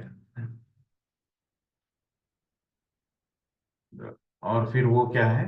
पालक है, सबका पालन कर रहे हैं, है ना, आध्यात्मिक जगत का भी और भौतिक जगत का भी। बस प्रभुपाद ने यहाँ पे क्या बताया कि कैसे भगवान जो है ना, ये किसका आधार है? ये ब्रह्मन और परमात्मा का आधार है ना। और वो पालन करता है ना, इतना ही बताया। तो कैसे ये श्लोक से कैसे संबंधित है? तो क्योंकि यहाँ पे समझ में आ रहा है कि उनके शरीर से जो प्रकाश आ रहा है ना, तो ये उनका ही प्रकाश है ना। जैसे स्पष्टता से समझ में आता है कि वही ब्रह्मण है, प्रकाश है। तो ये कहाँ से आ रहा है? कि उनके ही शरीर से आ रहा है। और फिर ये इसका मतलब वो आधार है उनके, इससे। और शास्त्रों से बताया कि प्रभुपाद ने कैसे कि परमात्मा के भी वो आधार है। और फिर बाद में यहाँ पे जो बोला है कि पूषण करशे यम सूर्य प्राजम, नहीं, तत्वम पूषणम अपाव, तो आप मेरे पालक हो, पूषण है ना। तो ये भगवान को पालक कहा है ना। तो उसके बारे में बस प्रभुपाद ने इतना बोला है कि भगवान पालक है ना, कहाँ पे, भौतिक जगत में और आध्यात्मिक जगत में, है ना। तो उसी के बारे में ज्यादा वर्णन नहीं किया है। हम देख सकते हैं कि कैसे भगवान अन्य जगह पे भी बताते हैं भगवत गीता में कि वो हमारा पालन करते हैं, है ना, जो भक्त है भगवान के। तो आगे वाला देखते हैं ना, है ना। पढ़िए दूसरा परिचय।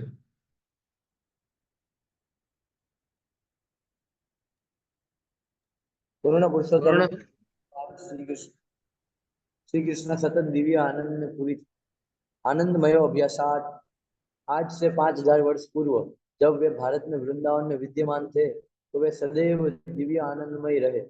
यहाँ तक कि अपनी बाल लीलाओं में के प्रारंभ से ही वे वैसे थे। अघ, बक, पूतना तथा प्रलम जैसे अनेक असुरों का वध उनके लिए आनंददायक क्रीड़ा थी। वृंदावन के ग्राम में उन्होंने अपनी माता, भ्राता तथा मित्रों के साथ आनंदपूर्ण लीलाएं की, और जब वे चपल माखन चोर की भूमिका निभा रहे थे, तो उनके सारे संगी उनकी इस चोरी का दिव्य आनंद उठा रहे थे। माखन चोर के रूप में भगवान का यह उपा उपालंब है के योग्य नहीं, क्योंकि माखन चुरा कर भगवान अपने शुद्ध भक्तों को आनंद प्रदान कर रहे थे। भगवान ने वृंदावन में जो कुछ भी किया, वह सब उन्होंने अपनी संगियों को आनंद प्रदान करने के लिए किया था। भगवान ने ये लीलाएं उन शुष्क चिंतकों एवं तथाकथित हठ योग के उन कलाबाजों को आकृष्ट करने के लिए की, जो परम सत्य की खोज करना चाहते हैं। ये आगे वाला। भगवान तथा ग्वाल बालों के मध्य बालपन के खेल के विषय में सुखदेव गोस्वामी ने श्रीमद् भागवत में 10, 12, 11 कहा है। इतम थम सता ब्रह्म सुखानुभूत्या दास्यं गतानां परदेवतेन मायाश्रितानां नरदारकेण साकुं विजुह कृतपुण्यपुंजा निराकार आनंदमय ब्रह्म के रूप में अनुभव गम्य पूर्ण पुरुषोत्तम भगवान, जिनकी पूजा परमेश्वर रूप में भक्तों के द्वारा दास्य भाव में की जाती है, और संसारी लोग जिन्हें सामान्य व्यक्ति मानते हैं, उन ग्वाल बालों के साथ खेले, जिन्होंने अनेक पुण्य कर्मों के संचय के फल स्वरूप अपना यह पद प्राप्त किया था। इस प्रकार भगवान अपने आध्यात्मिक संगियों के साथ दिव्य, शांत, दास्य, सख्य, वात्सल्य तथा माधुर्य संबंध में प्रेम पूर्ण कार्यकलापों में लगे रहते हैं। क्योंकि यह कहा जाता है कि भगवान की कभी वृंदावन धाम नहीं छोड़ते, तो यह प्रश्न किया जा सकता है कि वे सृष्टि का कार्य किस तरह संभालते हैं। इसका उत्तर भगवद गीता में 13.14 से 18 इस प्रकार दिया हुआ है। भगवान अपने अंश पुरुष अवतार परमात्मा रूप द्वारा सारी भौतिक सृष्टि में व्याप्त रहते हैं। यद्यपि भगवान को सृष्टि पालन तथा संहार से किसी प्रकार का सरोकार नहीं रहता, लेकिन वे इन सारी वस्तुओं को अपने अंश परमात्मा द्वारा कराते हैं। प्रत्येक जीवात्मा कहलाता है, और प्रमुख आत्मा जो इन सबको वश में रखता है परमात्मा कहलाता है। धन्यवाद। तो अभी यहाँ पे प्रभुपाद ने क्या बताया, ये 2-3 परिच्छेदों में, कि पूरा भगवान साक्षात्कार के बारे में, है ना, कि भगवान अपने भक्तों को किस तरह से अपने खुद के साक्षात्कार देते हैं, है ना। तो ये विषय जो तीनों में, ब्रह्मांड, परमात्मा और भगवान में, तीनों में क्या है, ये प्रभुपाद ने पहले बताया कि क्या है। यहाँ पे एक शब्द इस्तेमाल किया था कि परम अनुभूति है, चरम अनुभूति, है ना, मतलब सबसे बड़ी अनुभूति, है ना, भगवान साक्षात्कार। तो ये चरम अनुभूति को प्रभुपाद ने यहाँ पे बताया कि क्या है वो अनुभूति, भगवान की अनुभूति क्या है ना। तो क्या है वो भगवान, मतलब क्या है कि कृष्ण है ना, सबसे बड़ा जो चरम अनुभूति है ना, वो क्या है, कृष्ण है। और यहाँ पे आए थे अभी वो 5000 साल पहले तो क्या किया उन्होंने, अनेक असुरों का वध किया। और ये एक उनका इस तरह से वो कार्य करते हैं भगवान। फिर अपने माता, फिर ये 4 रसों में बताया कि कैसे माता, भ्राता और मित्रों के साथ आनंद लेते हैं। और उनकी लीला, माखन चोर की लीला, ये सब किसके लिए होता है ना, में जो कुछ भी यहाँ सब उन्होंने अपने संगियों को आनंद प्रदान, तो ये भगवान में, भगवान साक्षात्कार में आनंद रहता है। अभी हम चर्चा करेंगे आगे, है ना, कि कैसे ये भगवान साक्षात्कार में आनंद है। बस हम पहले प्रभुपाद का देख लेते हैं कि क्या क्या बोल रहे हैं प्रभुपाद भगवान साक्षात्कार में। फिर भगवान ने ये लीलाएं उन शुष्क चिंतकों एवं तथाकथित हठ योग के उन कलाबाजों को आकृष्ट करने के लिए की है। इससे और क्या करते हैं, जो ऐसे लोग हैं, है ना, जो बहुत रस नहीं है उनके जीवन में, तो उनको आकृष्ट करते हैं, है ना। तो ये भागवतम का श्लोक है, आत्मा रामाश्च मुनय निर्ग्रंथा अपि उरुक्रमे कुर्वन्ति अहेतु की भक्ति इत्थम भूत गुणो हरिहि। तो इस प्रकार से बोल रहे हैं। तो जैसे उन्होंने शुकदेव गोस्वामी को आकृष्ट किया था अपनी लीलाओं को सुन के, तो शुकदेव गोस्वामी क्या बोलते हैं भागवतम में कि निराकार आनंद ब्रह्म के रूप में अनुभवगम्य अनुभवगम्य पूर्ण पुरुषोत्तम भगवान, तो ये यही है। तो जब वो भगवान के रूप में रहते हैं, है ना, परमेश्वर रूप में भक्तों के द्वारा दास्य भाव में की जाती है, और संसारी लोग जिन्हें सामान्य व्यक्ति, है ना, सामान्य व्यक्ति मानते हैं, उन ग्वाल वालों के साथ खेले जिन्होंने अनेक पुण्य कर्मों के संचय फलस्वरूप अपना यह प्राप्त किया। तो ये विशेष है, भगवान ही ऐसे कर सकते हैं।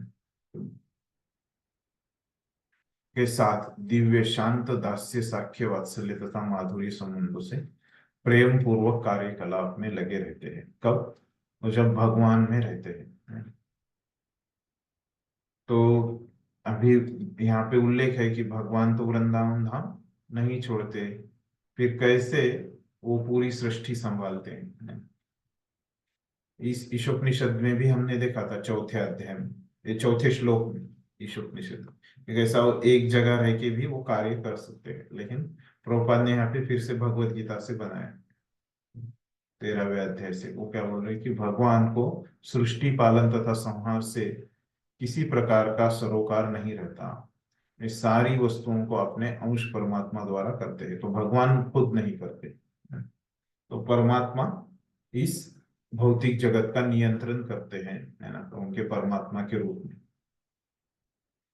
तो प्रत्येक जीव आत्मा कहलाता है, और प्रमुख आत्मा जो इन सबको वश में रखता है परमात्मा कहलाता है।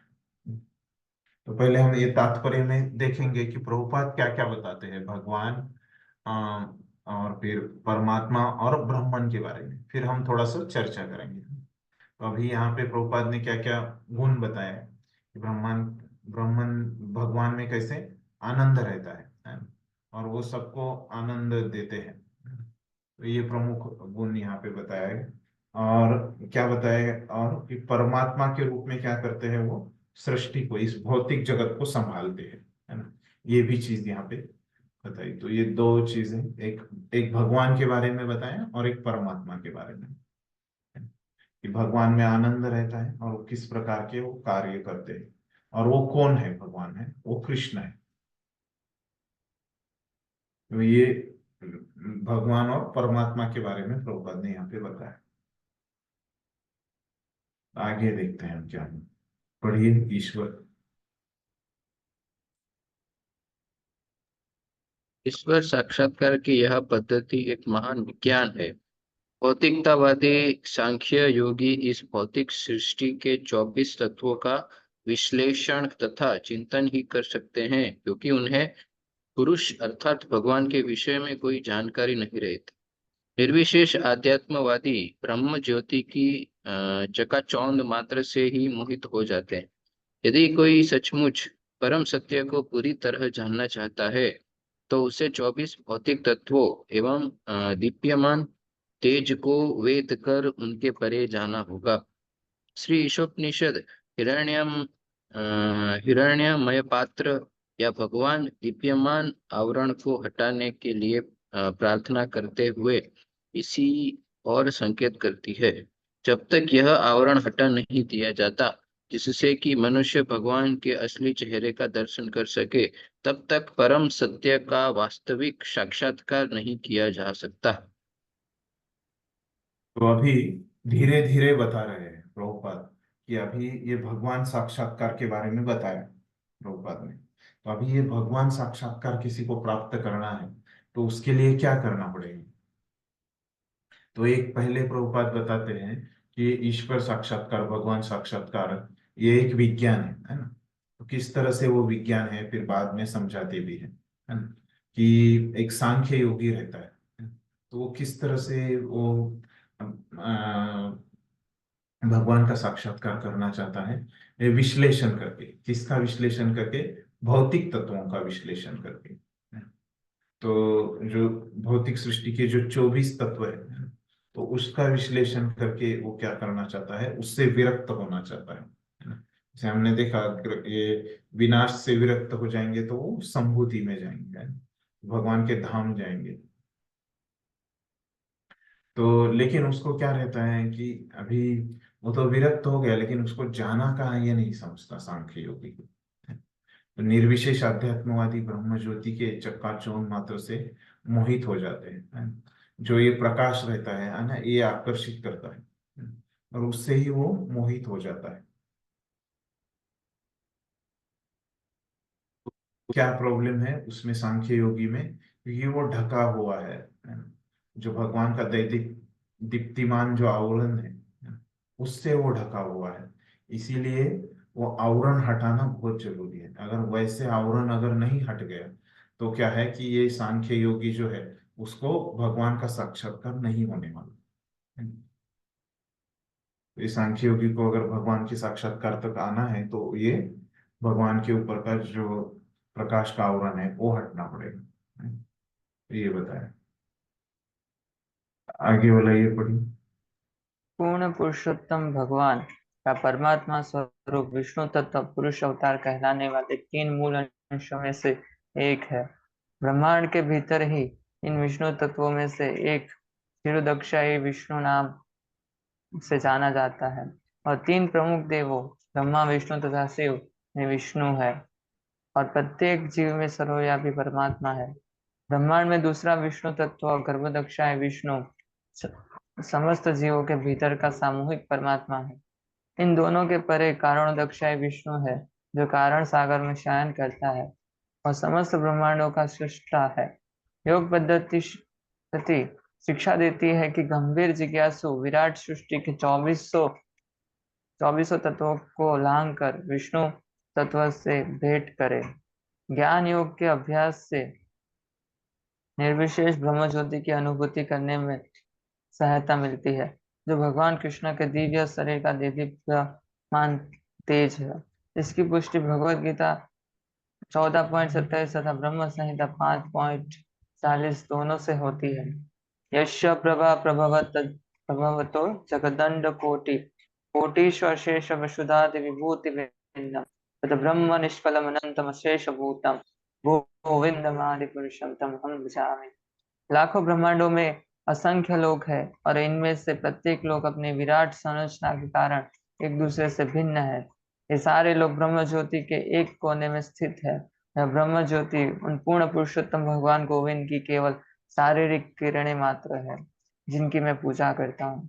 ब्रह्म संहिता का यह मंत्र परम सत्य के वास्तविक साक्षात्कार के आधार पर कहा गया है और श्री उपनिषद का श्रुति मंत्र इस मंत्र की पुष्टि साक्षात्कार की विधि के रूप में करता है। यह ईशोपनिषद मंत्र तो भगवान से ब्रह्म ज्योति हटाने के लिए सरल प्रार्थना है जिससे उनके वास्तविक मुख का दर्शन किया जा सके। इस ब्रह्म ज्योति के तेज का वर्ण मुंडक उपनिषद 2.2.10 के 12 के अनेक मंत्रों में विस्तार पूर्वक किया गया है। हिरण्मये परे कोशे विरजं ब्रह्म निष्कलं तच्छुभ्रं ज्योतिषं ज्योतिस्तद्यत् आत्मविदो विदो न तत्र सूर्यो भाति न चंद्र तारकं नेमा विद्युतो भान्ति कुतो अयम् अग्निः तमेव भान्तम् अनुभाति सर्वं तस्य भाषा सर्वम् इदं विभाति ब्रह्मे वेदम् अमृतं पुरस्ताद् ब्रह्म पश्चात् ब्रह्म दक्षिणतस्तोत्तरेण अधश्चोर्ध्वं च प्रसृतं ब्रह्मे वेदं विश्वम् इदं वरिष्ठम्।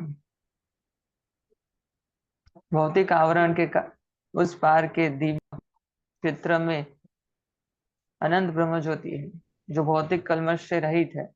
उस तेजस्वी श्वेत प्रकाश को अध्यात्मवेत्ता सभी प्रकाशों में सर्वोत्तम प्रकाश के रूप में जानते हैं।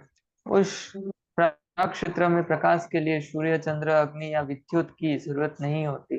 निसंदेह भौतिक जगत में जो भी प्रकाश हमको देखने को मिलता है वह उसी सर्वोपरि प्रकाश परावर्तन मात्र है। और ब्रह्म आगे भी है और पीछे भी है, उत्तर दक्षिण पूर्व और पश्चिम में भी है एवं ऊपर तथा नीचे भी है। दूसरे शब्दों में वह सर्वोपरि ब्रह्म ज्योति भौतिक जगत एवं आध्यात्मिक जगत में सर्वत्र व्याप्त है। तो अभी प्रभुपाद ने पहले क्या बताया, ये जो सांख्य योगी है इसमें ये पिछले वाले श्लोक में, तो ये 24 तत्वों का विश्लेषण करके भौतिक तत्वों का वो भगवान का साक्षात्कार पाना चाहता है, लेकिन क्या है कि वो भगवान के तेज से ढका हुआ है ना, इसलिए वो नहीं प्राप्त कर सकता भगवान का साक्षात्कार। अभी आगे बताते हैं कि कैसे परमात्मा साक्षात्कार और ब्रह्मण साक्षात्कार प्राप्त करते हैं लोग। यहाँ पे बताते हैं कि कैसे परमात्मा साक्षात्कार प्राप्त होता है, जो 3 विष्णु को जान लेता है। कौन से? गर्भोदक्षय विष्णु, कारणोदक्षय विष्णु और शिरोदक्षय विष्णु। ये 3 विष्णु को अगर कोई जान लेता है तो वो क्या कर सकता है, वो परमात्मा साक्षात्कार प्राप्त होता है, उसको परमात्मा साक्षात्कार मिलता है ना, इस प्रकार से। तो बाद में क्या फिर ब्राह्मण के साक्षात्कार के बारे में बताते हैं। तो ज्ञान योग का कोई अभ्यास करता है तो उसको ब्रह्म ज्योति के साक्षात्कार तक वो जा सकता है। तो फिर क्या रहता है, ब्रह्म ज्योति का वर्णन करने के लिए श्लोक होता है। जैसे ब्रह्म ज्योति जो है ना, वो भगवान के शरीर का प्रकाश है। ये ब्रह्म संहिता का श्लोक बताया। और फिर यहाँ पे भी ये ईशोपनिषद श्लोक में भी स्पष्ट हो गया है कि ये भगवान के सामने जो ये दैदीप्यमान प्रकाश है, तो यहाँ पे सरल बताया गया है कि इसको हटाओ, है ना, मतलब यही ब्रह्म ज्योति है ना। और मुंडक उपनिषद के बारे में भी इसका वर्णन है ब्रह्म ज्योति। तो ये पूरे इसमें परिच्छेद में क्या 2 ही पॉइंट प्रभुपाद ने बताया।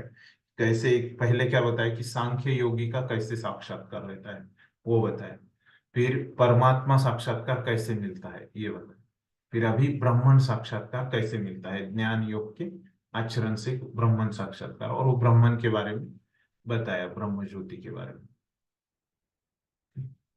आगे देखते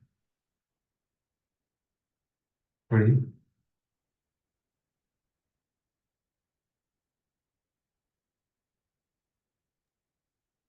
धन्यवाद। पूर्ण ज्ञान का अर्थ है कृष्ण को ब्रह्म तेज के मूल के रूप में जानना। श्री कृष्ण ब्रह्म के मूल हैं और श्रीमद् भागवत जैसे शास्त्रों से जहाँ कृष्ण विज्ञान का विशद विवेचन हुआ है, यह ज्ञान प्राप्त किया जा सकता है।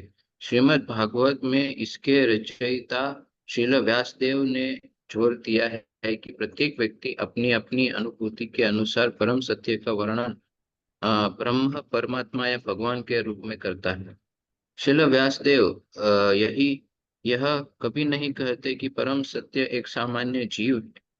जीव को कभी भी सर्वशक्तिमान परम सत्य नहीं मानना चाहिए। यदि वह ऐसा होता तो फिर उसे भगवान से यह प्रार्थना करने की आवश्यकता न पड़ती कि आप अपना आधे दीप्यमान आवरण हटा दीजिए जिससे हम आपके असली रूप का दर्शन कर सकें। हाँ, धन्यवाद।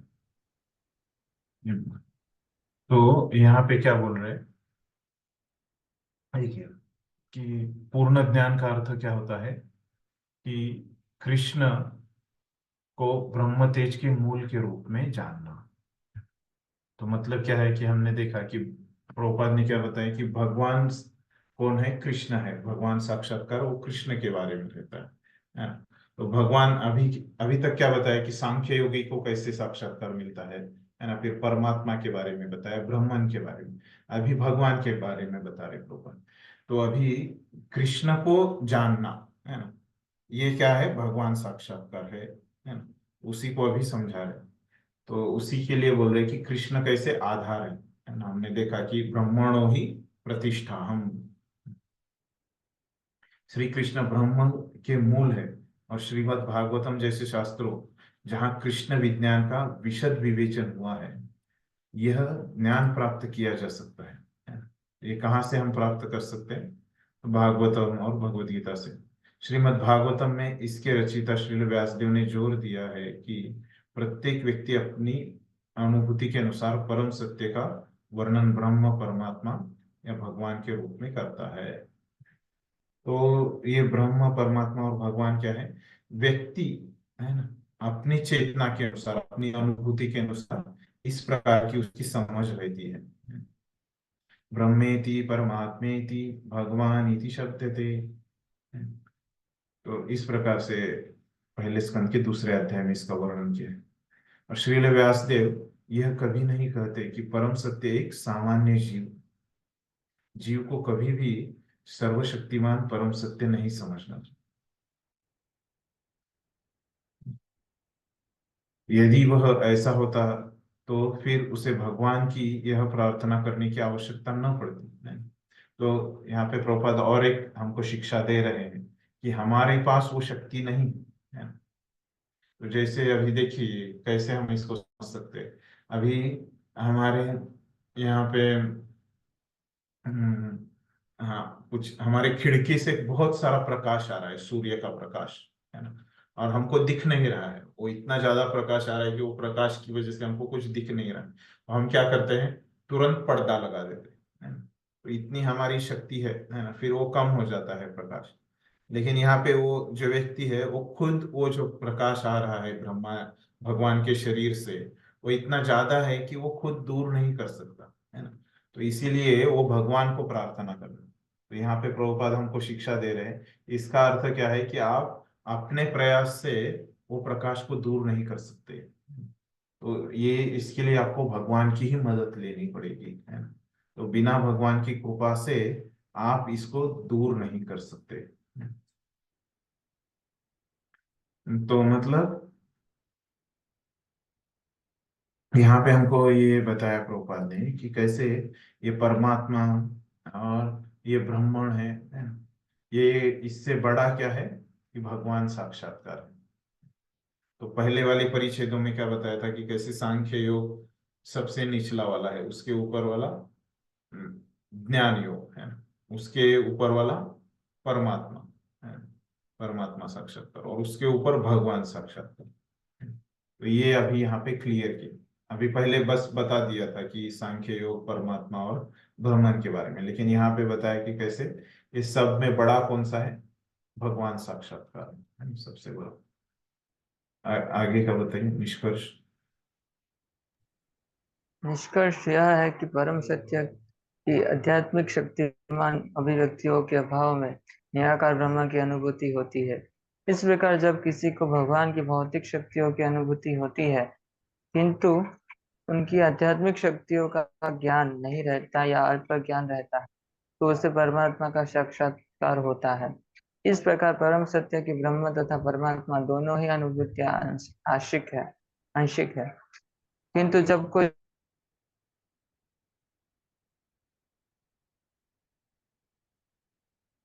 हरे कृष्ण। वासुदेव दूसरा कोई पढ़िए। भगवान पढ़िए पढ़िए हरे कृष्ण। पढ़िए। निष्कर्ष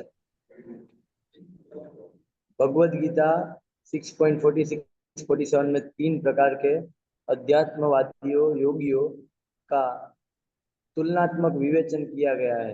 ये है निराकार ब्रह्म के उपासक यानी परमात्मा स्वरूप के उपासक योगी तथा भगवान श्री कृष्ण के भक्त जो कि भक्त। वहां कहा गया है कि समस्त प्रकार के योगियों में जो ज्ञानी है अर्थात जिन्होंने वैदिक ज्ञान का अनुशीलन किया है सामान्य सकाम कर्मियों से श्रेष्ठ है, लेकिन योगी इनसे भी श्रेष्ठ है। इन योगियों में से जो पूरी शक्ति से भगवान की निरंतर सेवा करते हैं वे सर्वश्रेष्ठ है। संक्षेप में हम यह कह सकते हैं कि एक दार्शनिक विचारक एक श्रमिक से श्रेष्ठ है और एक योगी एक विचारक से श्रेष्ठ है। और सभी योगियों में वह योगी जो भक्ति योग का पालन करता है और निरंतर भगवान की सेवा में लगा रहता है सर्वश्रेष्ठ। श्री ईशोपनिषद हमें इस पूर्णता की ओर निर्देश करती है। धन्यवाद। अभी क्या बोल रहे प्रभुपाद यहाँ पे कि ये जो परम सत्य है ना, तो इसकी अनुभूति नहीं होती। तो कोई परम सत्य जान लेता है तो उसको तो पूरा मिल जाता है, तो लेकिन अगर वो परम सत्य की अनुभूति नहीं होती, उसके अभाव में क्या होता है, उसको ब्रह्म की अनुभूति होती है ना, अगर वो ठीक से ज्ञान योग का पालन करता है तो, है ना?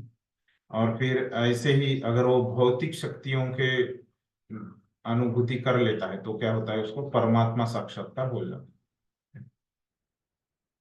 लेकिन ये जो 2 साक्षात्कार है, पिछले परिच्छेद में बोला था कि कैसे कम है, ये फिर आंशिक है, अंश रूप से है, ये आंशिक चाहिए यहाँ पे है। किंतु जब कोई हिरणमय पात्र को हटाकर पूर्ण पुरुषोत्तम भगवान श्री कृष्ण की पूर्ण शक्ति का अनुभव करता है,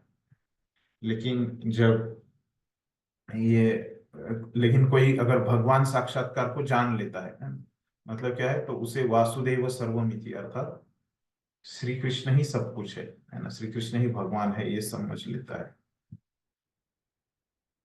वे मूल रूप भगवान है और ब्रह्म तथा परमात्मा उनकी शाखाएं हैं। फिर उस ये 6ठे अध्याय का भगवत गीता के श्लोक देखिए कैसे योगिणाम अपि सर्वेशाम श्लोक लेके प्रभुपाद बताते हैं कि सबसे बड़ा योगी कौन सा है, कि वो भक्ति योग का पालन करता है और भगवान की सेवा में जो लगा है, तो वो सबसे बड़ा है, भक्ति योगी है, उसी को भगवान रियलाइजेशन, भगवान साक्षात्कार उसको आता है ना। तो पूरा जो तात्पर्य है प्रभुपाद ने वो ब्रह्मन परमात्मा और भगवान साक्षात्कार के ऊपर लिखा है ना? और कैसे भगवान साक्षात्कार बड़ा है ये हमको समझाया है, उसी को हम थोड़ा सा उस पर चर्चा करते हैं कि कैसे ये ब्रह्मन परमात्मा और भगवान साक्षात्कार के ऊपर। तो देखिए प्रभुपाद यहाँ पे 4 प्रकार के लोगों के 4 प्रकार के साक्षात्कारों के बारे में बताते हैं, है ना? तो कौन से 4 प्रकार के साक्षात्कार है ना? तो पहला तो बोलते हैं कि सांख्य, है ना। तो सांख्य में क्या होता है, सांख्य मतलब हम बोलते हैं कि संख्या, है ना, तो अपना ये हिंदी शब्द ही है ना।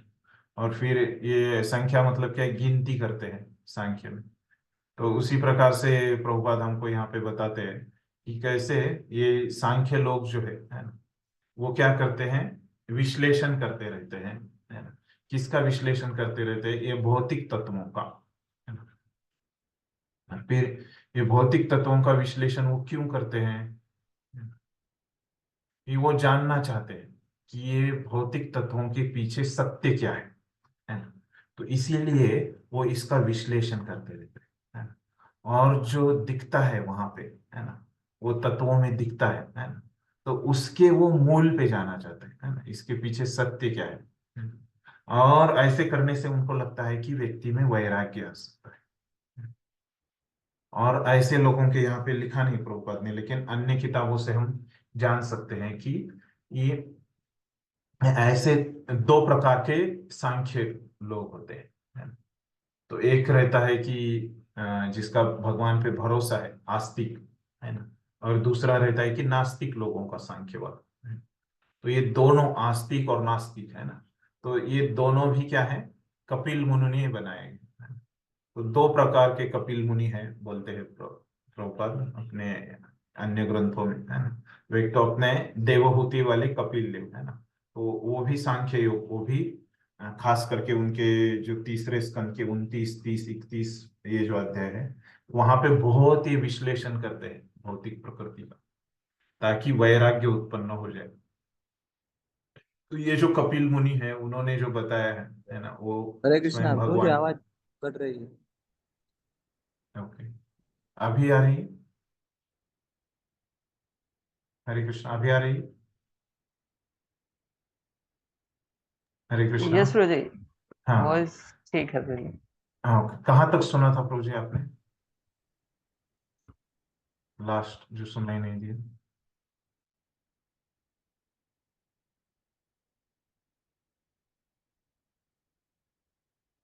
हरे कृष्णा, अभी भी नहीं जा रहा है उनको, लग रहा है आवाज। यस प्रभु जी, आपका वॉइस तो आ रहा है, शायद किसने इंटरनेट बोला था? इशू। मैं नाम विवेक प्रभु ने बोला था क्या? हाँ, विवेक प्रभु। ओके, विवेक प्रभु अभी आवाज आ रहा है? आज बहुत कम डिवोटीज दिख रहे हैं और कट हो गया, देखो उनका कनेक्शन ठीक नहीं। ठीक है, मैं थोड़ा ये अपना चर्चा खत्म कर और रिकॉर्डिंग उनको सुनने को बोलो। तो कहाँ तक आपने सुना था जगन्नाथ कृष्ण को?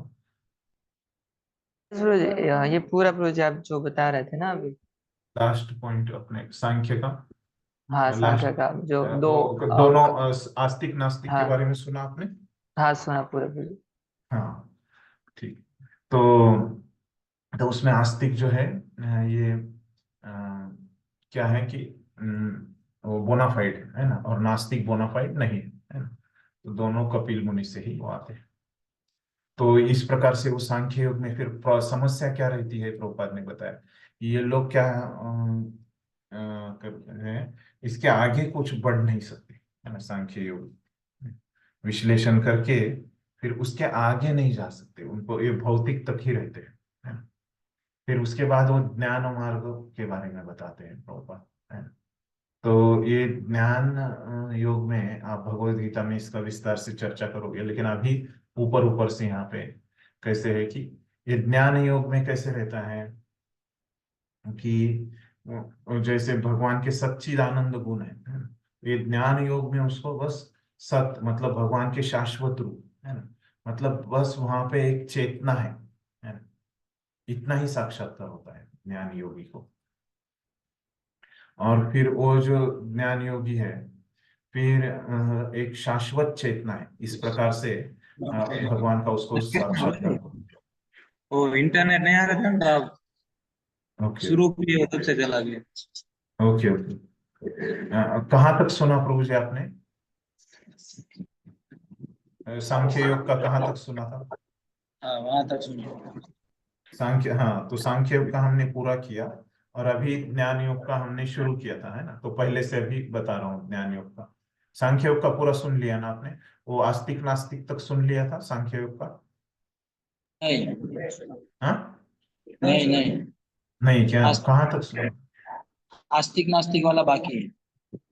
हाँ, तो उसमें उस ये सुना कि कैसे वो सांख्य योगी जो रहते हैं वो क्या करते हैं कि ये भौतिक प्रकृति के 24 तत्वों का विश्लेषण करते हैं, है ना? हाँ, वो सुना। हाँ, तो बस उसमें आस्तिक नास्तिक का मैंने यही बताया कि कैसे ये सांख्य योग जो रहते हैं दो प्रकार के रहते हैं, है ना। तो वो कौन से दो प्रकार के रहते हैं कि आस्तिक जो एक आस्तिक मतलब जो अपने जो ओरिजिनल भगवान के जो अवतार है कपिल देव, है ना।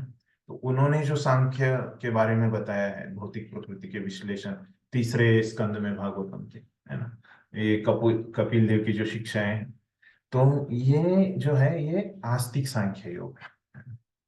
और फिर ये नास्तिक है, वो कहाँ पे बताया वो किताब का नाम नहीं पता, लेकिन प्रभुपाद बोलते हैं जो जिस व्यक्ति ने उसको बताया, है ना, ये नास्तिक सांख्य योग, उसका भी नाम क्या है? कपिल है, नास्तिक कपिल, है ना। उसको प्रभुपाद एथिस्ट कपिला ऐसे बोलते हैं, है ना, नास्तिक कपिल। उसका भी नाम उसने कपिल ही रखा है। तो इस प्रकार से है ये सांख्य योग, है ना। और वो हमको क्या है, उसका साक्षात्कार क्या रहता है सांख्य योग का साक्षात्कार? ये भौतिक चीजों तक ही रहता है ना। तो भौतिक तत्वों तक ही रहता है, वो जान नहीं पाते है ना, कितना भी विश्लेषण करे है ना, इसमें कौन से आते हैं जैसे ये वैज्ञानिक वगैरह, वो नहीं जान पाते कि वो कैसे भगवान से उसका संबंध है।